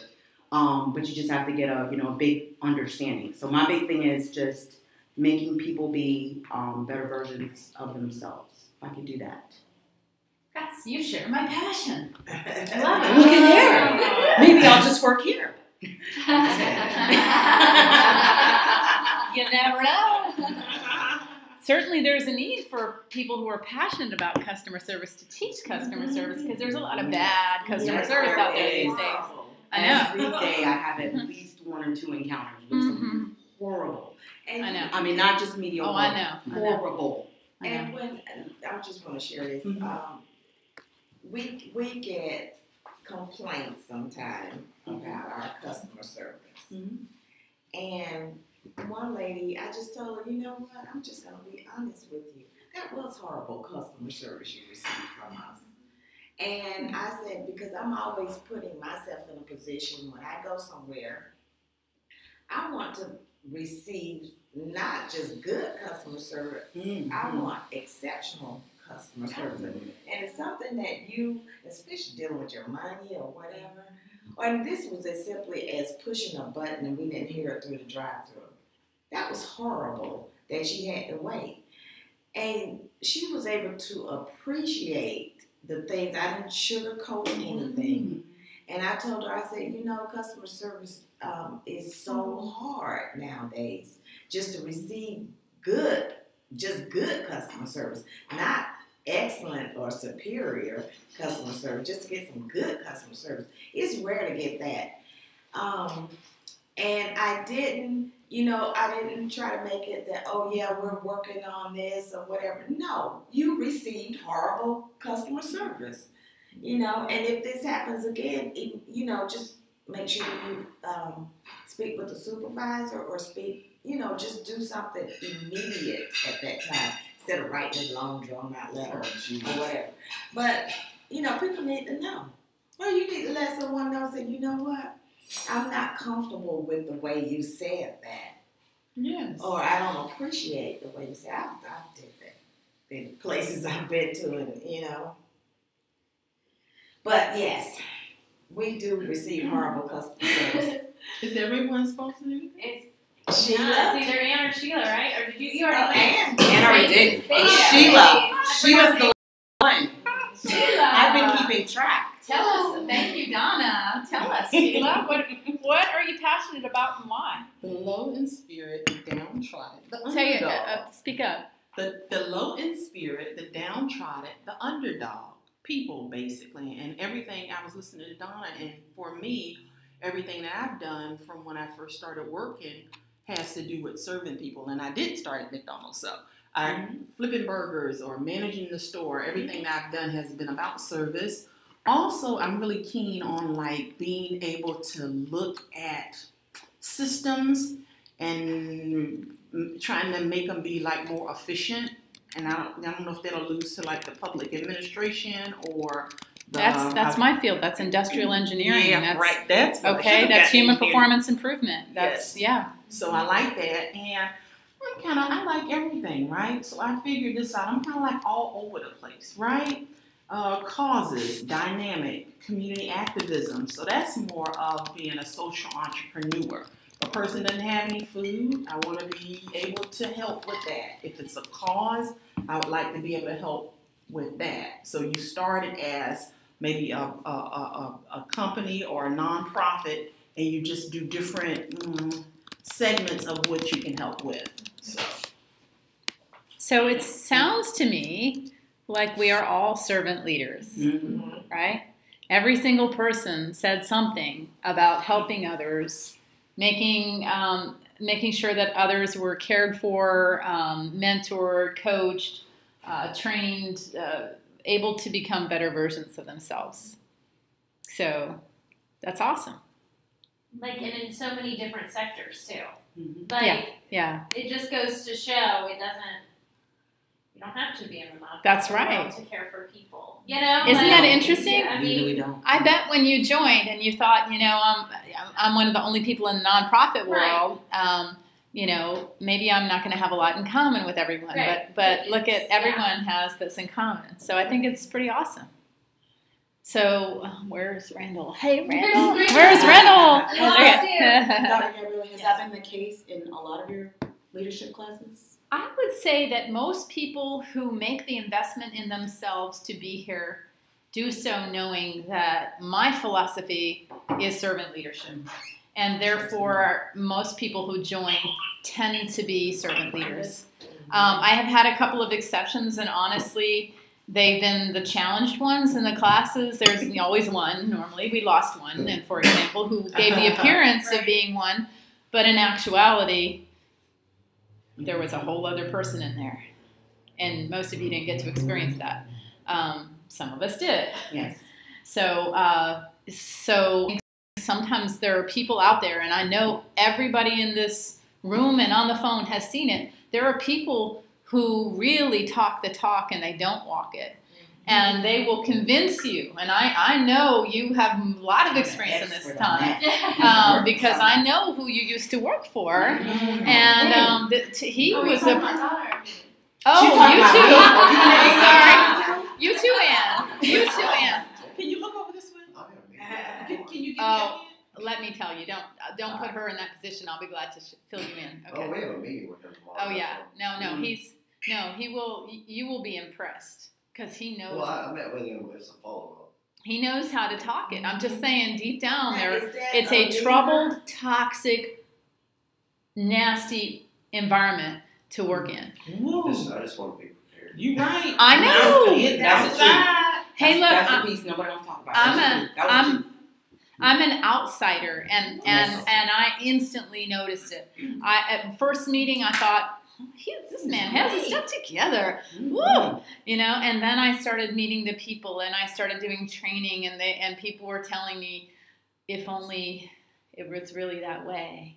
And then I started seeing firsthand what he was doing, and I thought, this is another example of somebody. Leader or Yeah, pretty much. dictatorship. Somebody who, here's the thing. Oh, I can't wait to hear. Somebody who talks it like brilliant. He can recite books and he can tell you, he can quote things. But when it comes to actually treating his team as a leader would treat a team, they're not a team. They're his servants. They're his... That's a nice way to... Yeah, they're his pawns. That a little more close to... And I hate to say it, but there are many people in positions of leadership right now, including in our government, who match that description, including in our federal government, not just in our state and local government. And I think that it's a big reason that we're having so many problems right now in our society, is that people do what people see. People see a tyrant, they think it's okay to be openly to be a tyrant. People see a bully, they think it's okay to be a bully. So unfortunately, it's impacting our lives. you know? Mhm. And if I were a leader in a company and I had somebody like that on my team, they'd be gone. And I have been a leader in a company, and I will not tolerate that kind of behavior. But when it is tolerated, it sends the wrong message. It really does. And you lose good people. And you lose productivity. And morale is destroyed. Yes. And people hate going to work every day. And they count down the days till Friday. And on Sunday, they're anxious. And they don't sleep at night because they are sick of what... Literally, physically sick. Yeah. Physically sick And I see it all the time. And so the organizations, huh? I don't even want to go to that meeting tomorrow. It'll be fine. You're an outsider. He's not Don't going. work for But me. listen, let me So let Well, he brought some let people that do. let us let us offline talk a little bit to you about what you should be aware of. Okay. Yeah. So anyway, all right. Enough. Yeah. Yes, Randall. Yeah, the tyrants, the egotistical power players are just prevalent out there, and they always have been. And I was a 20-year-old young man. Quick funny story. When I was 20, I'd worked for Marriott Hotel for 9 years in the purchasing department before becoming legally blind. And it was my first job, kind of out in the real world. And there was a team of 3 of us in the storeroom that did the work, providing the restaurants with their food and stocking the food and all that. And we had a tyrant of a chef. Now, the tendency with chefs is they're all pretty, not all, but they have a tendency to be very egotistical and kind of power hungry, especially on the corporate level in the Marriott Hotel. This guy was one of the worst of the worst. Just offended everyone. Nobody liked him, but everyone feared him.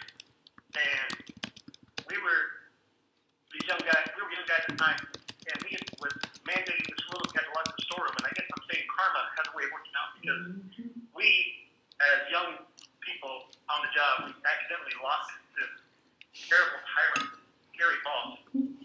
We locked him in the storeroom. That's hilarious. About 15 minutes in there. We would have gone to lunch, and we didn't know he was in there. We locked him in. Oh my gosh. That's awesome. It's got a garage door you bring down, and you put a padlock on it and everything. It was our manager came and got us to the cafeteria, and he walks up and he says, guys, we got to talk. And he what's up to, yeah, chef, I can't remember his name now, so-and-so. You guys locked him in the storeroom. Oh my God, we were so scared. We're like, oh, we're fired. And yeah, so everyone heard about it. It was the talk of the week. And that's what happened. And he had to call 3 different people. And someone from the top floor had to come down and get our boss to get him out of there because, yeah, he couldn't get anyone right away. So it was pretty wild. But karma, I guess. So you didn't get any soup after that. No soup for you. Interesting. Okay, so let's then turn a little bit to what is your purpose in life? What is your calling? Do you know what your purpose in life is and what your calling is? Aw, Bodie went to Anne right away. Aw. He was giving Janelle comfort earlier. Yeah, he was knows all that over stress. you, Yeah, I know. yeah, he knows that I got too much on my brain. Yeah. Now he thinks Anne needs a little love, and now he's going to make his way to Blake. That's funny. So what is your purpose in life? What's your calling? Do you know? Do you feel like you know a little more now than you did in the beginning of the year? Mm-hmm. I hope so. Yeah. Right? Yeah. Many of you are making major changes in your lives. Mhm. So who wants to share? What do you think your purpose in life is or your calling? I have a story to tell. Okay, but stories I are good. I don't know if, well, my story, when I decided to move back to Florida, I thought I was moving back to help my mom because my stepdad was sick and I was going to try to give her some relief. But I ended up moving to Tallahassee. But before that, I was having some major issues of relocating because I was a single parent at that time. My daughter was 5. So it was like, do I want to do this? I'm in a comfortable position at work. I'm making the money right now that I would like to do it, just up and just up and just redo my entire life. I don't know. But anyway, I went through a lot of things. But my story is, I was having a dream about a little girl at the window of my apartment. She was peeping through the window, and she kept telling me to come and go with her, just come. And all I remember is opening the door, and I started walking out. And so it woke me up. I don't know why I was fearful. But anyway, I opened up my Bible. And the page I opened up to was, I think it was Jeremiah 5:3 or Jeremiah 3:5. And the first thing I started reading was, I'm just a child. And that right there, when I started reading that, I was like, oh my God. And then God was telling Jeremiah to follow me. Wherever I say go, I am going to be there for you. So, anyway, I picked up the phone. I told my mom, I said, I'm coming home. This was 3 o'clock in the morning. 3 o'clock in the morning. I said, I am coming home. I put in my letter of termination on my job. I had been on my job for 10 years. And within 2 weeks, I gave a 2-week notice. And I found a U-Haul. I did all that within 2 weeks and relocated my entire life and my child's life. But anyway, and I started working at Tallahassee Leon. This was back in 1990, I believe. And the first time I have ever in my life saw someone sign with an X. I had never. And because I came straight out, I went to high school, then I went to college, and I guess I just didn't have that, that I didn't mingle with that. Nothing is wrong. I mean, I knew people, but I've never saw anyone sign with an X. And that touched me so much until I knew what my purpose was right then and there when I saw someone sign their name with an X. And they couldn't read the documents. And that's been my calling from that day forth. That's amazing. That's a beautiful story. I mean, it is. And God has protected me and been with me. I've never been without. You know, I may have never made a lot of money, and I don't have this fame and glory, whatever. Who needs that? Who needs fame and glory? I don't want it. But my calling was to help. That's why I say I'm passionate about helping the underserved and helping the people that most need it. So that's my story in life. Awesome. All right. Who else? What's your purpose? What's your calling? Let's go to Ann. Oh, goodness. We're going to go. Blake, you're going to be next. We're going to go around in circles so we don't have to toss Randall across the room.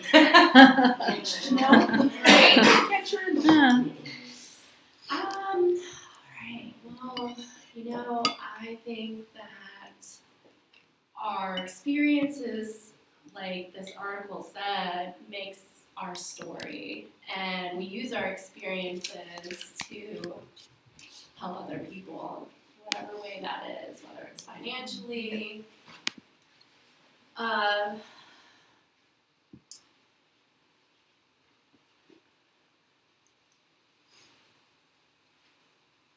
haven't quite articulated it yet, but I know that, I think I mentioned this last time, that I'm really passionate about getting involved with a women's pregnancy center to work with women who are pregnant. Pregnant, that's where it came from. That was what Randall was thinking, remember earlier? It had nothing to do with you. It had to do with you working at a pregnancy center.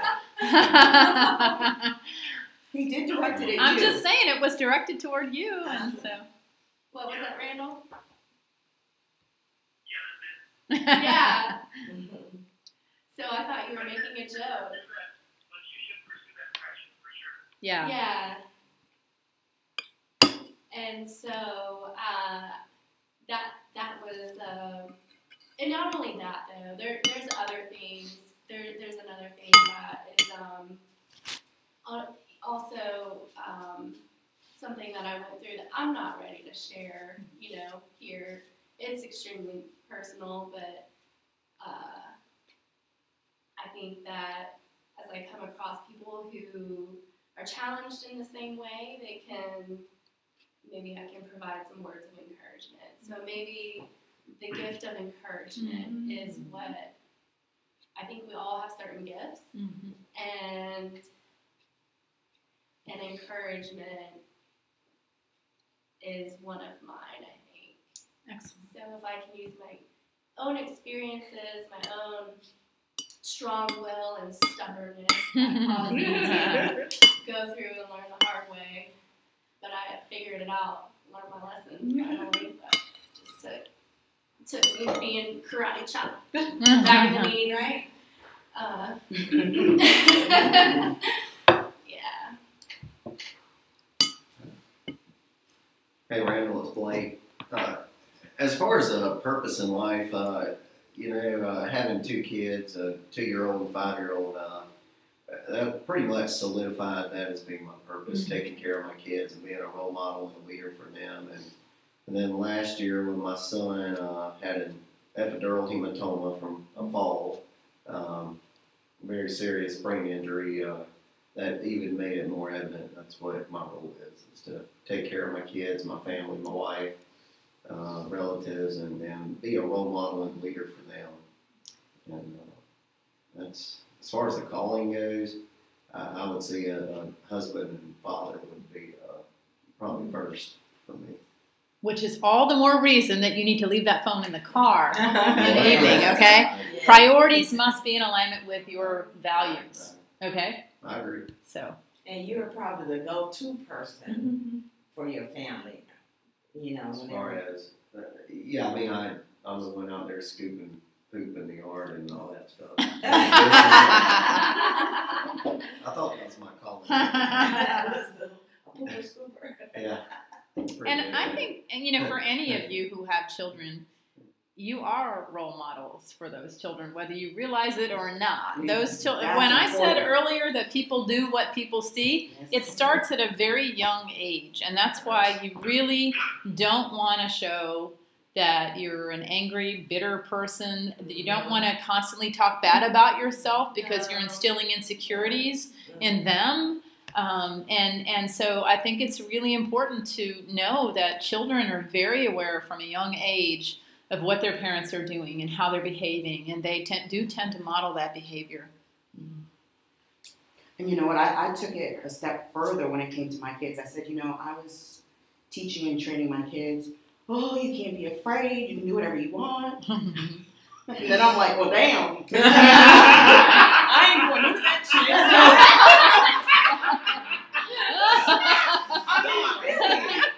So I woke up one day and I was like, I can't do this anymore. Yeah. Like, that's for real. Yeah. I was like, what are they seeing? Yeah. I'm sorry. No. Because it just feels good. So I mean, I literally woke up one day and I literally said that. I was saying it out loud to my son and I was like, what the hell are you talking about? You ain't doing that. I'm sorry. Is that Grace calling? I don't know. Keep going. Okay. Keep going. It wasn't labeled. Yeah. But It wasn't her. so, of course, clearly first, mother, wife, first. But I'm kind of like Janelle. I think my purpose is to help people. I don't know anything different. And it doesn't matter what it is. Yeah. You know what I mean? I do it without even thinking. Yeah. Sometimes to my demise. But I do. Sorry. Never apologize for being honest and raw with who you are.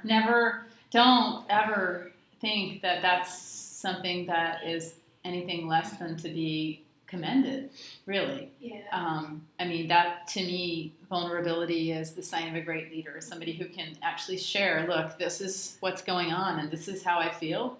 And, you know, and now I'm doing something different because I have learned that I was the one, you know, saying do this. Now, listen, when I grew up, I have so many fond memories of the things my mother said to me.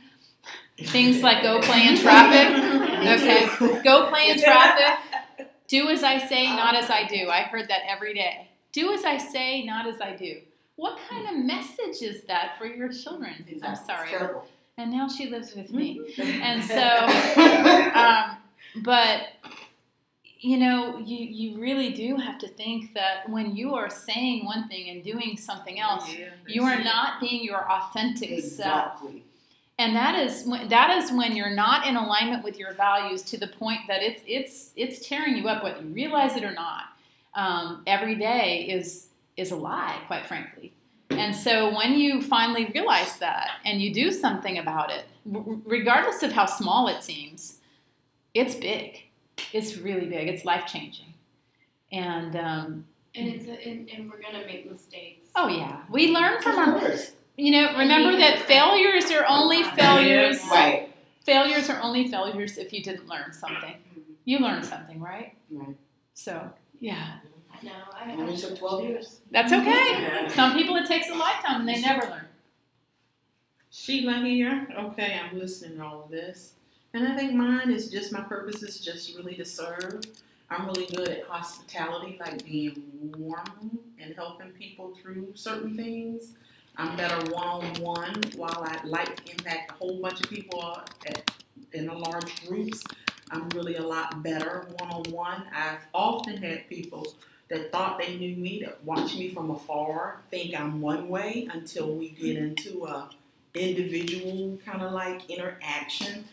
Even just recently, I had a friend, associate that I've known for over 30 some odd years because we went to middle school together all the way up through high school.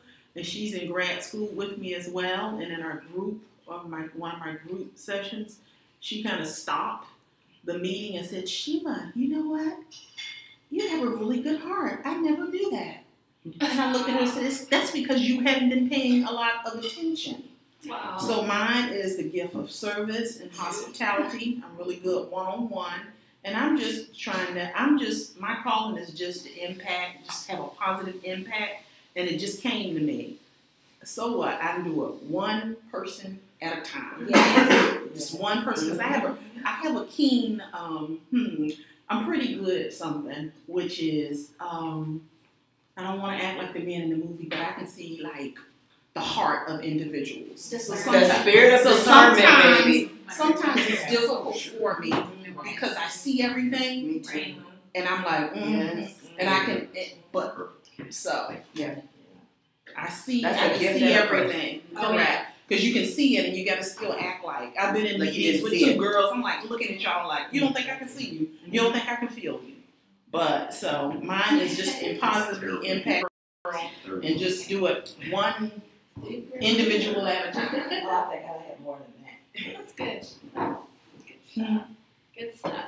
All right. I can feel it. Or whenever you before I could put a name to it, I would come across someone and I couldn't really figure out why we weren't jiving, but we just weren't. And then I realized later that, it just... Someone right in there? Said someone wasn't right in there? Yeah. I want to add one more thing. Kind of at first I would have said my purpose was to raise my son, but he's gotten to the point where he is grown, 19, almost 20. I had a really bad accident probably, 05, how many years it is, 13 years ago. And as I was flying across the highway and all this stuff was happening to me, I just prayed, God said, please let me live till my son. So I would have said my purpose up until he turned 18 was to be his mother and raise him properly.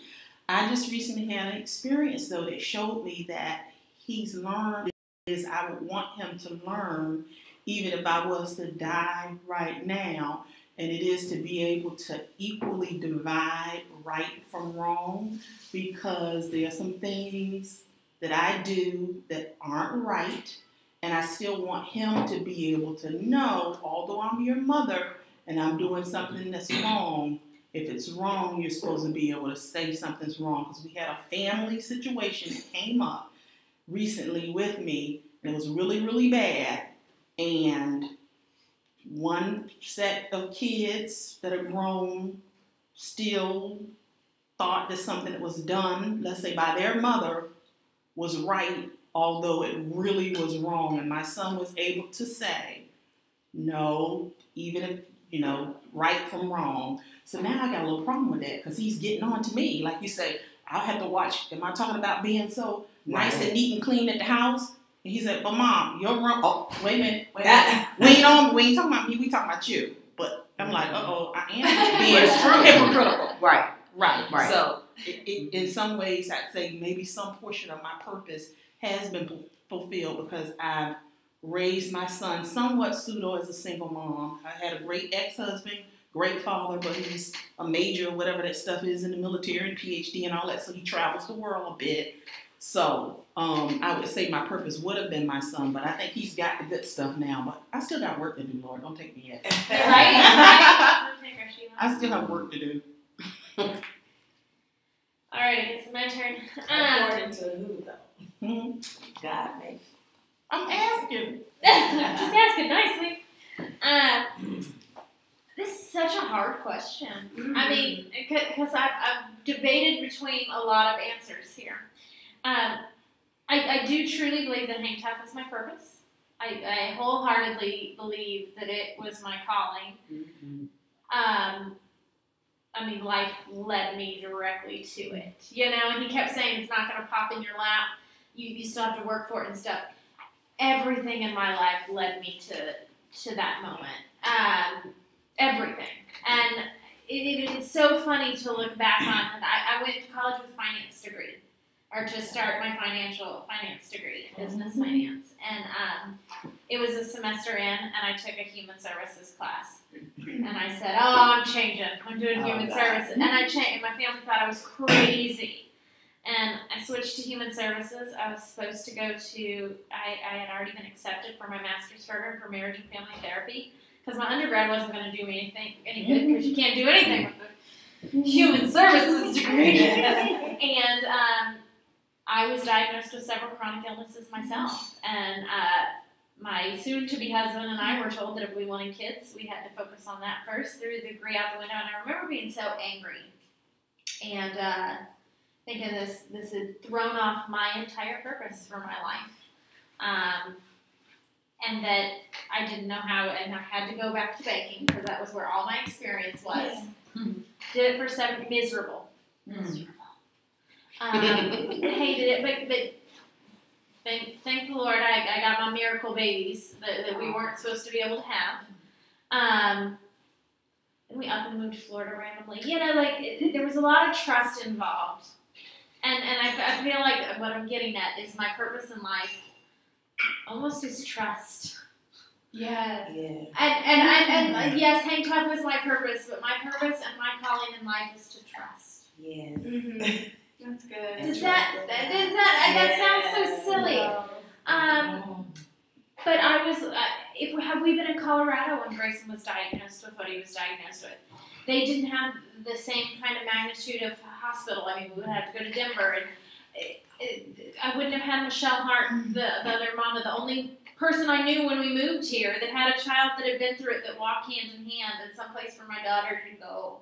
Everything led up to that moment. Now I have a family life and community services degree. Wow. That I had never used until now. So trust. Yes. Trust is my purpose in life. That I just need to continue to trust in the greater plan, and that my purpose right now is Hang Tough. And I think great things are coming from it. And if I were to label my calling, it's to be a light. Oh no. To be a light in the darkness. That's my calling. And whether that's to an individual family that I can say I've been there and I've done that and I've sat in that PICU and thought my kid was going to pass away, or whether it's being a light saying, yeah, we got a parents' night out so you can get a break. You know, whatever it is, in everything I do to my kids, I need to be light. You put it on a lamp. You don't put it underneath the basket. City on a hill. Beautiful. So I'm going with weird ones, but that's No, my story and I'm sticking with it. That is not weird at all. Put that in the book. That's Listen, I know, which beautiful. was one of my goals That's for the book. 2018. I know you worked it. I know, I haven't done it. I thought about you when I was meeting with this. When he was talking about Janelle, a book. people writing a book Yes. and they asked them how to start. It's funny you say that because that Did you same think spot about I stopped. I stopped thought about and you. it said just start, and It's I was book. like, and it was I the was fear. like Janelle's book. I It could I be about stopped you at that too. exact moment reading that, I and I did. was like, That's he's you. I talking thought to me. about So you. that's Use the crazy book. that you That thought that same too. spot. I was like, And you you were- I don't know why. But Because you weren't the only one that said no, but I think I thought about it. And you People ask need me. to be encouraged. I'm serious. I To like stopped her and I Okay, was like, Janelle's okay, let's listen to this for a minute. book. Okay, I'm sorry. What did you just say? No, she's been encouraging us. But what she really needs is for us to encourage her Yes. to just start. Yeah. Just start. Just Who's your mentor? Kat. Okay, so I want you to reach out to Kat next week once you set a time to.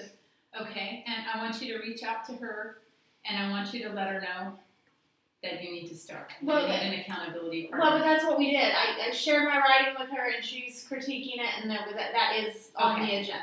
Okay, You good. sent something That was the away. first. That's the first Awesome. time I've shared That's with awesome. someone personally. She sent the but, story away. Yeah, so I did take that step. Good. You I can just need to self-publish. pick up a pen. And here's the thing, with a lot of encouragers in this world, a lot of people who help other people and encourage other people and lift each other up and help each other be better, nobody's doing it for us. Yep. Yeah. We have to find people in our life, whether it's a mentor or a Yes. trusted friend or a family member that lives up to what we need in them. Because you can't do it alone. You have to have a team. You have to have people who encourage you as much as you encourage them. And if you're not getting it, and it's a partner or somebody, you need to have that conversation. Because I think a lot of times we just assume. And in yesterday's Leadership Academy, we were talking about expectations. And unspoken expectations or disappointments waiting to happen. Whether that's in a relationship or it's in your workplace. Yeah. If you do not state your expectations, then how do you expect anyone to deliver? And so I think, it's not anyone's fault. You just need to have those conversations because everybody needs encouragement in this world. Everybody. Everybody needs to be lifted up. Everybody needs a little help, especially the helpers. Mm-hmm. Okay? And I just, I like the way Janelle said trust, Yeah. yeah, that trust. Because, trust, I think every great leader through history, or any person who's got making a huge decision or big decision, they have to come down to trust. And sometimes that's one of the best things that happened in my life when I just let it go and trust, Yeah. Try so hard to push things to happen. It's good to push and force things to happen in our own way. We have to do that. We have to use that energy, but sometimes you need to know when to back away, step away, and just trust. I heard someone, this is Anne Randall, I heard someone this weekend say, do what you can and let it go. That's Yeah. good. That's almost like the Serenity Prayer. Oh, I love this Right. prayer. I say it Right all the now, time. I'm on vacation tomorrow. I did what I Everybody could. listen. Now God grant me the serenity to come on, There we go. change things I can, and the wisdom to know The difference. Yes. Or as we're seeing trust, I've been adding 2 additional words behind it, which is really what we're seeing in a way, trust the process. Mm-hmm. Right? That's true. Just trust the process. Everyone expects instant results, whether they're trying to lose weight or they're trying to make improvements in the job or whatever. People expect instant results. Or they're a new football coach. People expect instant results. And it doesn't happen instantly. You gotta trust the process. You gotta give things time. You have to believe in the leader. You have to believe in the team, regardless of what environment it is, and you have to trust the process. And you have to trust yourself. And that sometimes is the hardest part, is trusting yourself. Right. And you being a light, just think, Donna was saying that she thought of you instantly, and you were saying you wanted to be a light. That right there is an example. When she said she thought of you the minute she read that. So your light is shining. Gosh, I'm gonna have to dedicate my little opening thing to leadership class. That's amazing. Now it's something I haven't told you, although I haven't met with you and I've been trying to get in touch with you and all that. Janelle, I know I'm going to talk about you, if not daily, at least a few times a week. The different people I know, I'm like, my mentor, and she this, and she that, and she teaching me this, and she that, and she hints up, and she this, that is my mentor, and she this, and she that. Because I have some friends that are trying to do some different things, and I talk about you some and say, I tell your story. And I say, look up on Facebook. I know she know how to do everything. I wouldn't go that far. You make it. You might not realize this, but I also speak incredibly highly of you and everybody in this room. But I have people come in the office and they're like, you know, and they'll see you like setting things up. And I'm like, they're with Hands Up Foundation. Have you heard of them? No. Or some people will say, yes. Tell me more about what they do. And I tell them my version of what I think you do. And they're like, oh my gosh, that's so awesome. And, you know, every time I have people just like, that is amazing, and how can I help them? What can I, that is just the coolest thing. Oh, listen, if you pull up, hey, I saw the awesome Tallahassee and the news and the By the this way, and that yes, and the so she was her nonprofit was a top 2 finalist, I saw it. which is pretty amazing. That is amazing. But I totally don't You care. lose. I'm You so lose. excited. All right, so where were we? I think it's Randall's turn. Randall, what's your purpose in life? What's your calling? Yeah, I'm still working on that. I'll be back to you. No. You have time. Tell us what's your purpose in life. Gabrielle, I did text you a message the other day, and I said, I'm loving this 3 chapters of John Maxwell, my first time reading about him, and I'm so excited and encouraged by all this going on in the Leadership Academy that I think my brain is going to explode. And as I'm sitting here going around with you guys around the table here, I'm like, my brain's going to explode. Okay, Randall, but I know you know what your purpose in life is. I know you know what your purpose in life is. I know you know what your calling is. I know you know why you want to be a speaker. Why? Why do you want to be a speaker? Well, and especially my real passion is to help people, like I said, now, and really help my friends who are blind. I've been legally blind since 27 years of age, and I've seen it just all too often. I see it daily, weekly, monthly. A person who is blind, newly blind, or for many years, doesn't have their voice. They can't speak for themselves. They don't advocate for themselves. We don't advocate for ourselves as a group of people. We have some advocates, but we need more. We need better direction. We need more energy. And so that's kind of what I want to do. I want to help everyone, but especially my friends who are blind, we need it, and people with disabilities in general. Thank you. That's perfect, Randall. I love it. And so I knew you knew what your passion was, and and there's no doubt that's your calling, and so you just have to do it, you know? Yes, and I'm working on putting that together with all the tools, and I know my gift and talent is to connect with people, be myself, be spontaneous, tell my corny jokes. I love telling my corny jokes. They're the most fun. Yeah, I still love your blind salesman story. Your blind salesman story is still my favorite. But we'll get into that. We'll get into that later. It's hilarious what he made his wife do. Yeah. And anyway, so the next question. Humor and but definitely public speaking to groups, which, as you know, I've had opportunities with that in the past, kind of here and there, hit and miss. But when I'm on stage in front of people, I just love that. I really do. I feel like I go into this alter ego kind of a thing.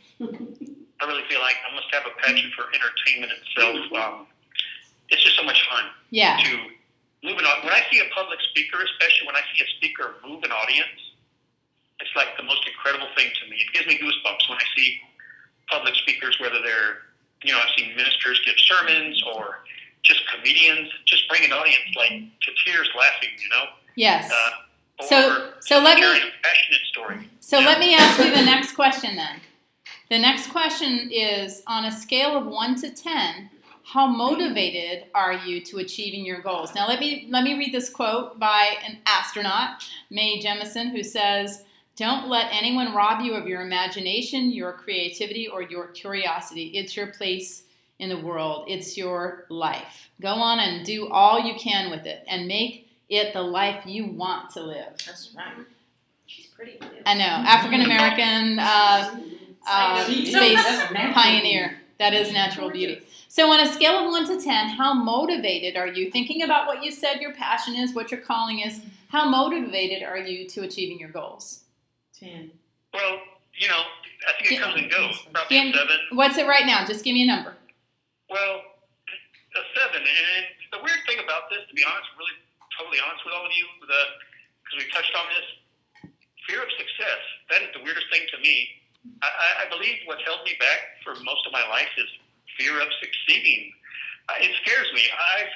I've been on stage in front of huge groups of audiences, and it just kind of freaked me out afterwards. It scared me. It's like there's a power there. The power of having that, it's scary. Yeah, I hear you, Randall, but a 7 is not going to get you to your goals. I'm going to go around the room and get everyone to give their numbers. I heard you say 10. Sheila says 10. If I could, I'd say 11. Janelle, 10. 10. 10. 10. I'd say 9. 9. I'm definitely 10. 10. Awesome.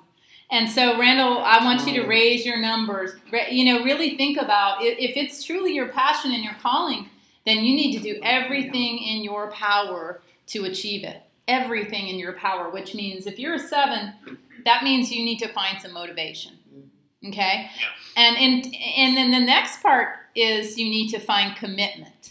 How committed are you, right, toward your goals? So you can have motivation, but implementing the motivation with discipline. Think about exercise, for example, okay? Right? How easy is it to say, I need to exercise more. I'm motivated, and then people start, and then they stop. Discipline, resources, and team. So how committed are you on a 1 to 10 scale of reaching your goals? How committed are you? Well, again, probably committed. I'd say 8. 8, okay. 9. 9. 9. Okay. Okay. No, give me a number. Give me a number. 8. 8. I'm 10. 10. All right. You're definitely going to get it. You got 10 on both. That's good. I'd say 9. 9. All right. Good. 10. 10. There you go. So if you're finding that your commitment level is not up to your motivation level, then you need to do something about it. Okay. And so fear is an underlying theme, right? So Randall said fear of success. Some people have fear of failure, but in actuality, it's fear of success. Because with success comes a lot of responsibility. So, think about what you need to do to overcome your fears. Okay? Next, how do you measure success? How will you know if you've successfully reached your goals? Anyone? How will you know? Progress. I think every milestone towards it Okay. is success. Milestones are definitely important. What else? I think y'all kind of hit the nail on the head today. Because mine are so broad spectrum, there's not like these clear measurable results. But for example, I was encouraged. And again, the helpers don't get a lot of encouragement. But I was encouraged because we're doing this big 10K in 10 days campaign. So I emailed my families, all hero families, and I said, I would love for you guys to submit some quotes because we're going to try to have people posting every day a quote. And I got 17, which out of the mass load of people, I'm like, 17. The ones that wrote their quotes down of what Hang Tough meant to them. That's awesome.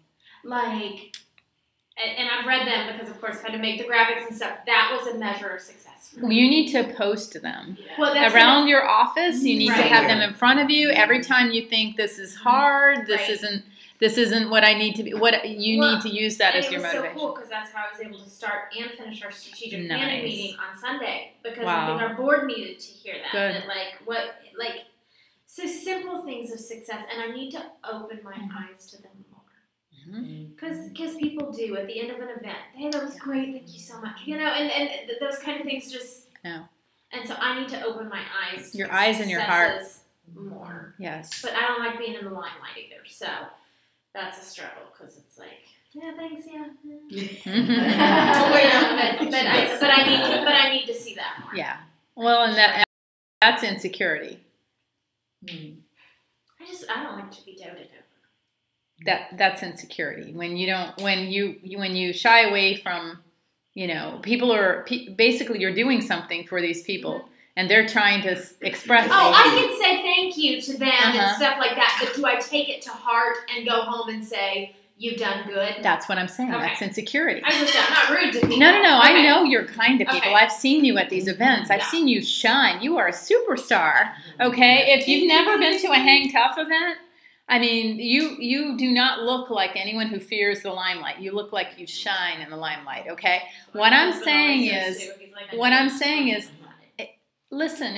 If somebody you love is telling you something, there's a reason. You have to listen to that person. I think so few people listen to their partners, their children, their whoever is important in their life. If somebody you know who knows you well, who knows you better than anyone, and who loves you and cares about you is telling you something, there's a very good reason for it.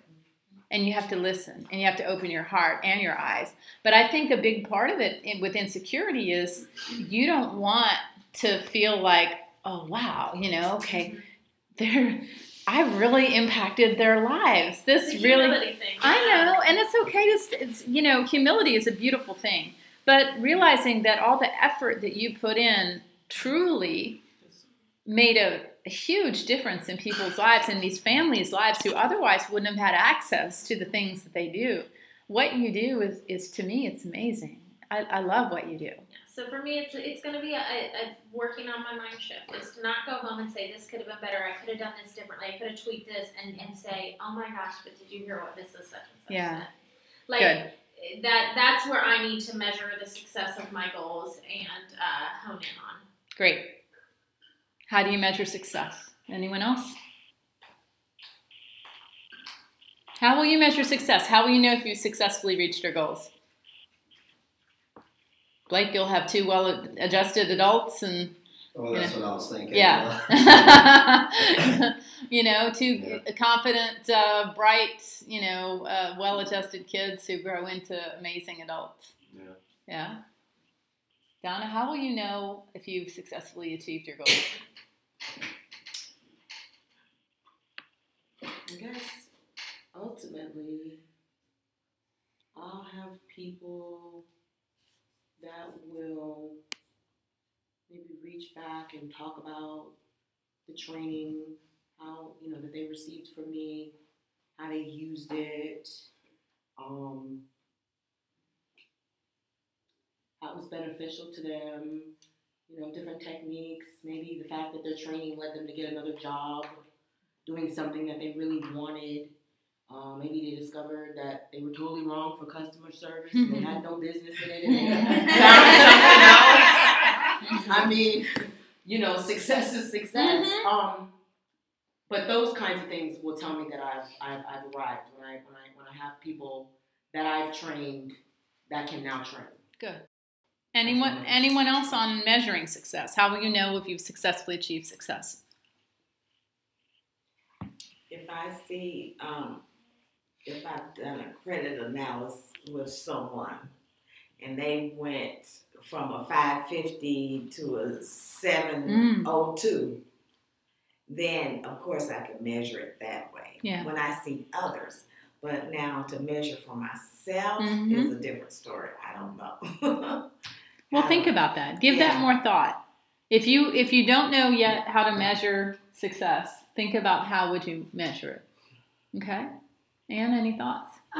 For me, and it may not end up looking exactly like this, but it would be volunteering, getting through the submitting the volunteer application, getting through the orientation process, having the ability to commit the time, and then being in the room with those women and engaging in those conversations. Okay. Randall, any thoughts on how will you know if you've successfully reached your goals or achieved Yeah, I success? think I would want to look at going through it as I'm going into it. I mean, looking at the instant feedback from people, what people are telling you, listening to people for feedback, and over time looking back over what I've accomplished, what the success, what did I do, being able to see it as it goes through, how much impact has it had on people or whatever I'm trying to accomplish. Okay. Has anyone not spoken? Sheila, did you speak? I don't think I did. Yeah. I did in my head.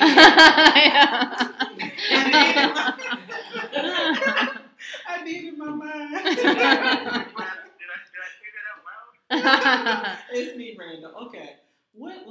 How will I know if I've successfully reached the goals? Measuring them. And for me, just in the effort in trying, I would feel that I've been successful. Putting forth the effort, at least focusing every day to try to achieve it. And I'm open to, if I need to adjust or shift, I can. Great. So I think I told you I used to work at the U.S. Military Academy. We had a place called the Center for Enhanced Performance. And in it, what we would do is have athletes visualize success.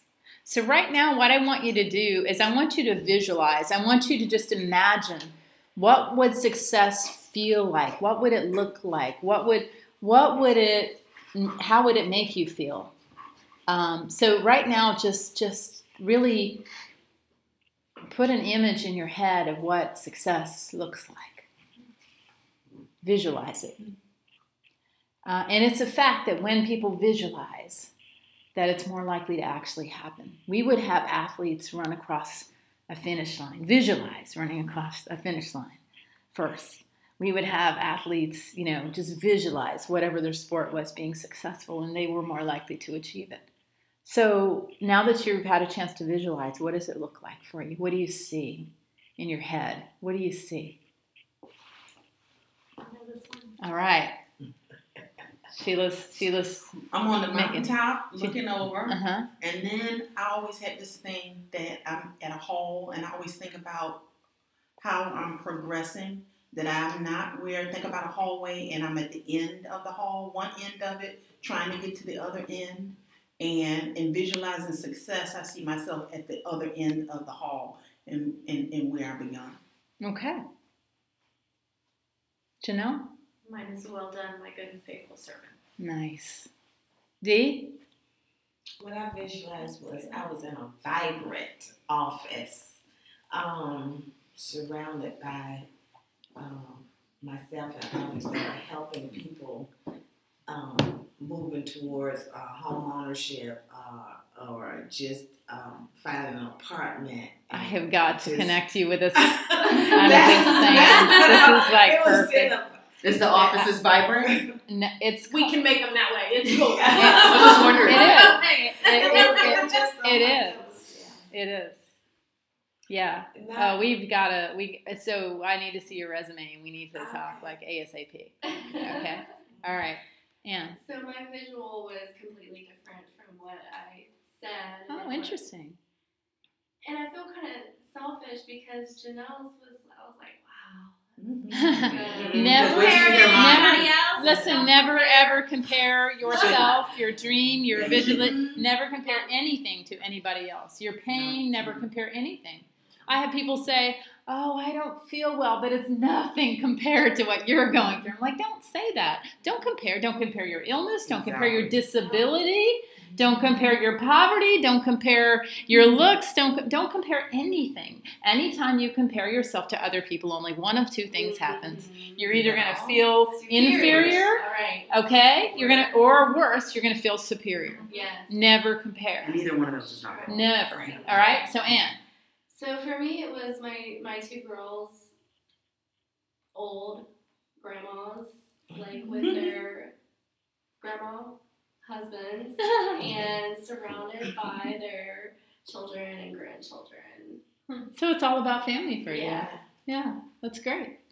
Blake? Yeah, mine was very close to that. I didn't go as far. You didn't go a few generations ahead. I did grandkids coming up and giving me a hug one day. Aww, that's awesome. All right, Okay, Donna. you're gonna laugh because I have thought about this 100 times. I didn't even have to do the exercise just now. It is me, and Oprah is interviewing me. Ooh. Right? We are in her vineyard, Ooh. and there was a couple of her dogs sitting down. I am totally serious. We were streaming. We were sitting on this white couch, just asking questions about leadership, customer service, and now that I was a best-selling author of my book, you know what I'm saying? Because it's been some years. I promise you, I've seen this so many times. She interviewed me. I was on Oprah. That's awesome. That is when I have arrived, baby. I'm like, Jesus. All I'm right. so serious though. That's going to happen. Randall, I can almost visualize yours for you, but tell me. I mean, yeah, I visualize this often. I did, and totally, I've read about the power of visualization, and I totally believe in it. I remember reading a story about a professional football who was a field goal kicker, and how he would just practice visualizing without kicking the ball. He would go through the motions, and he was one of the top NFL players, you know. But so I visualize often. I visualize this for a long time in my life. And I do this, I visualize I'm on a stage in front of a big audience, and I am telling the people with every bit of my passion, look, I can do this, I've done these things, my blindness has taught me that I can do anything. Nobody is going to tell me I can't do it. If they tell me I can't, I will. I will do it. I've learned this from being blind, and I've lived my life that way. I've learned it from friends, the lesson in life. And I'm going to tell you, you can do it too. Believe in yourself. Believe you can do it. Excellent. Excellent. Had to take you out of the cup, Randall. So that's great. I had the phone in the cup to try to magnify your voice a little bit for the room. Okay. But yeah, I think that's awesome. And I almost think that when you're a speaker, you share your story, but you don't actually say, and you can do it too. They are living your story, and they're finding parallels of their story to your story as you're sharing your story. And everybody has a story. I truly believe that. But I think that great speakers share their story in a way that you can feel that people are connecting with your story. And you don't actually have to say, and you can do it too. Yeah. So I love it. So the next. Exactly. We connect with stories and not statistics. Statistics are important, but they're not everything. The stories are where the connections are. The stories are what help people remember. So the next question is, how will you prioritize your goals in life? How will you prioritize them? So what does your daily agenda say about you? So remember back to the first class where we logged our time and we asked ourselves if there's any time that you haven't accounted for, were there any distractions, and we also logged our energy. Do you remember that? Mm-hmm. I strongly encourage you to do it again and see if things have changed. I hope they have. I hope that in the beginning of the year, you had a lot of missed hours and minutes in your life, and you were trying to figure out where it was. And I hope that awareness brought about change, because the key to change is awareness. As soon as you have awareness for something, that gives you an opportunity to make changes. So I would strongly encourage you to do it again, and then make sure that your daily agenda is in alignment with your passion. So what I mean by that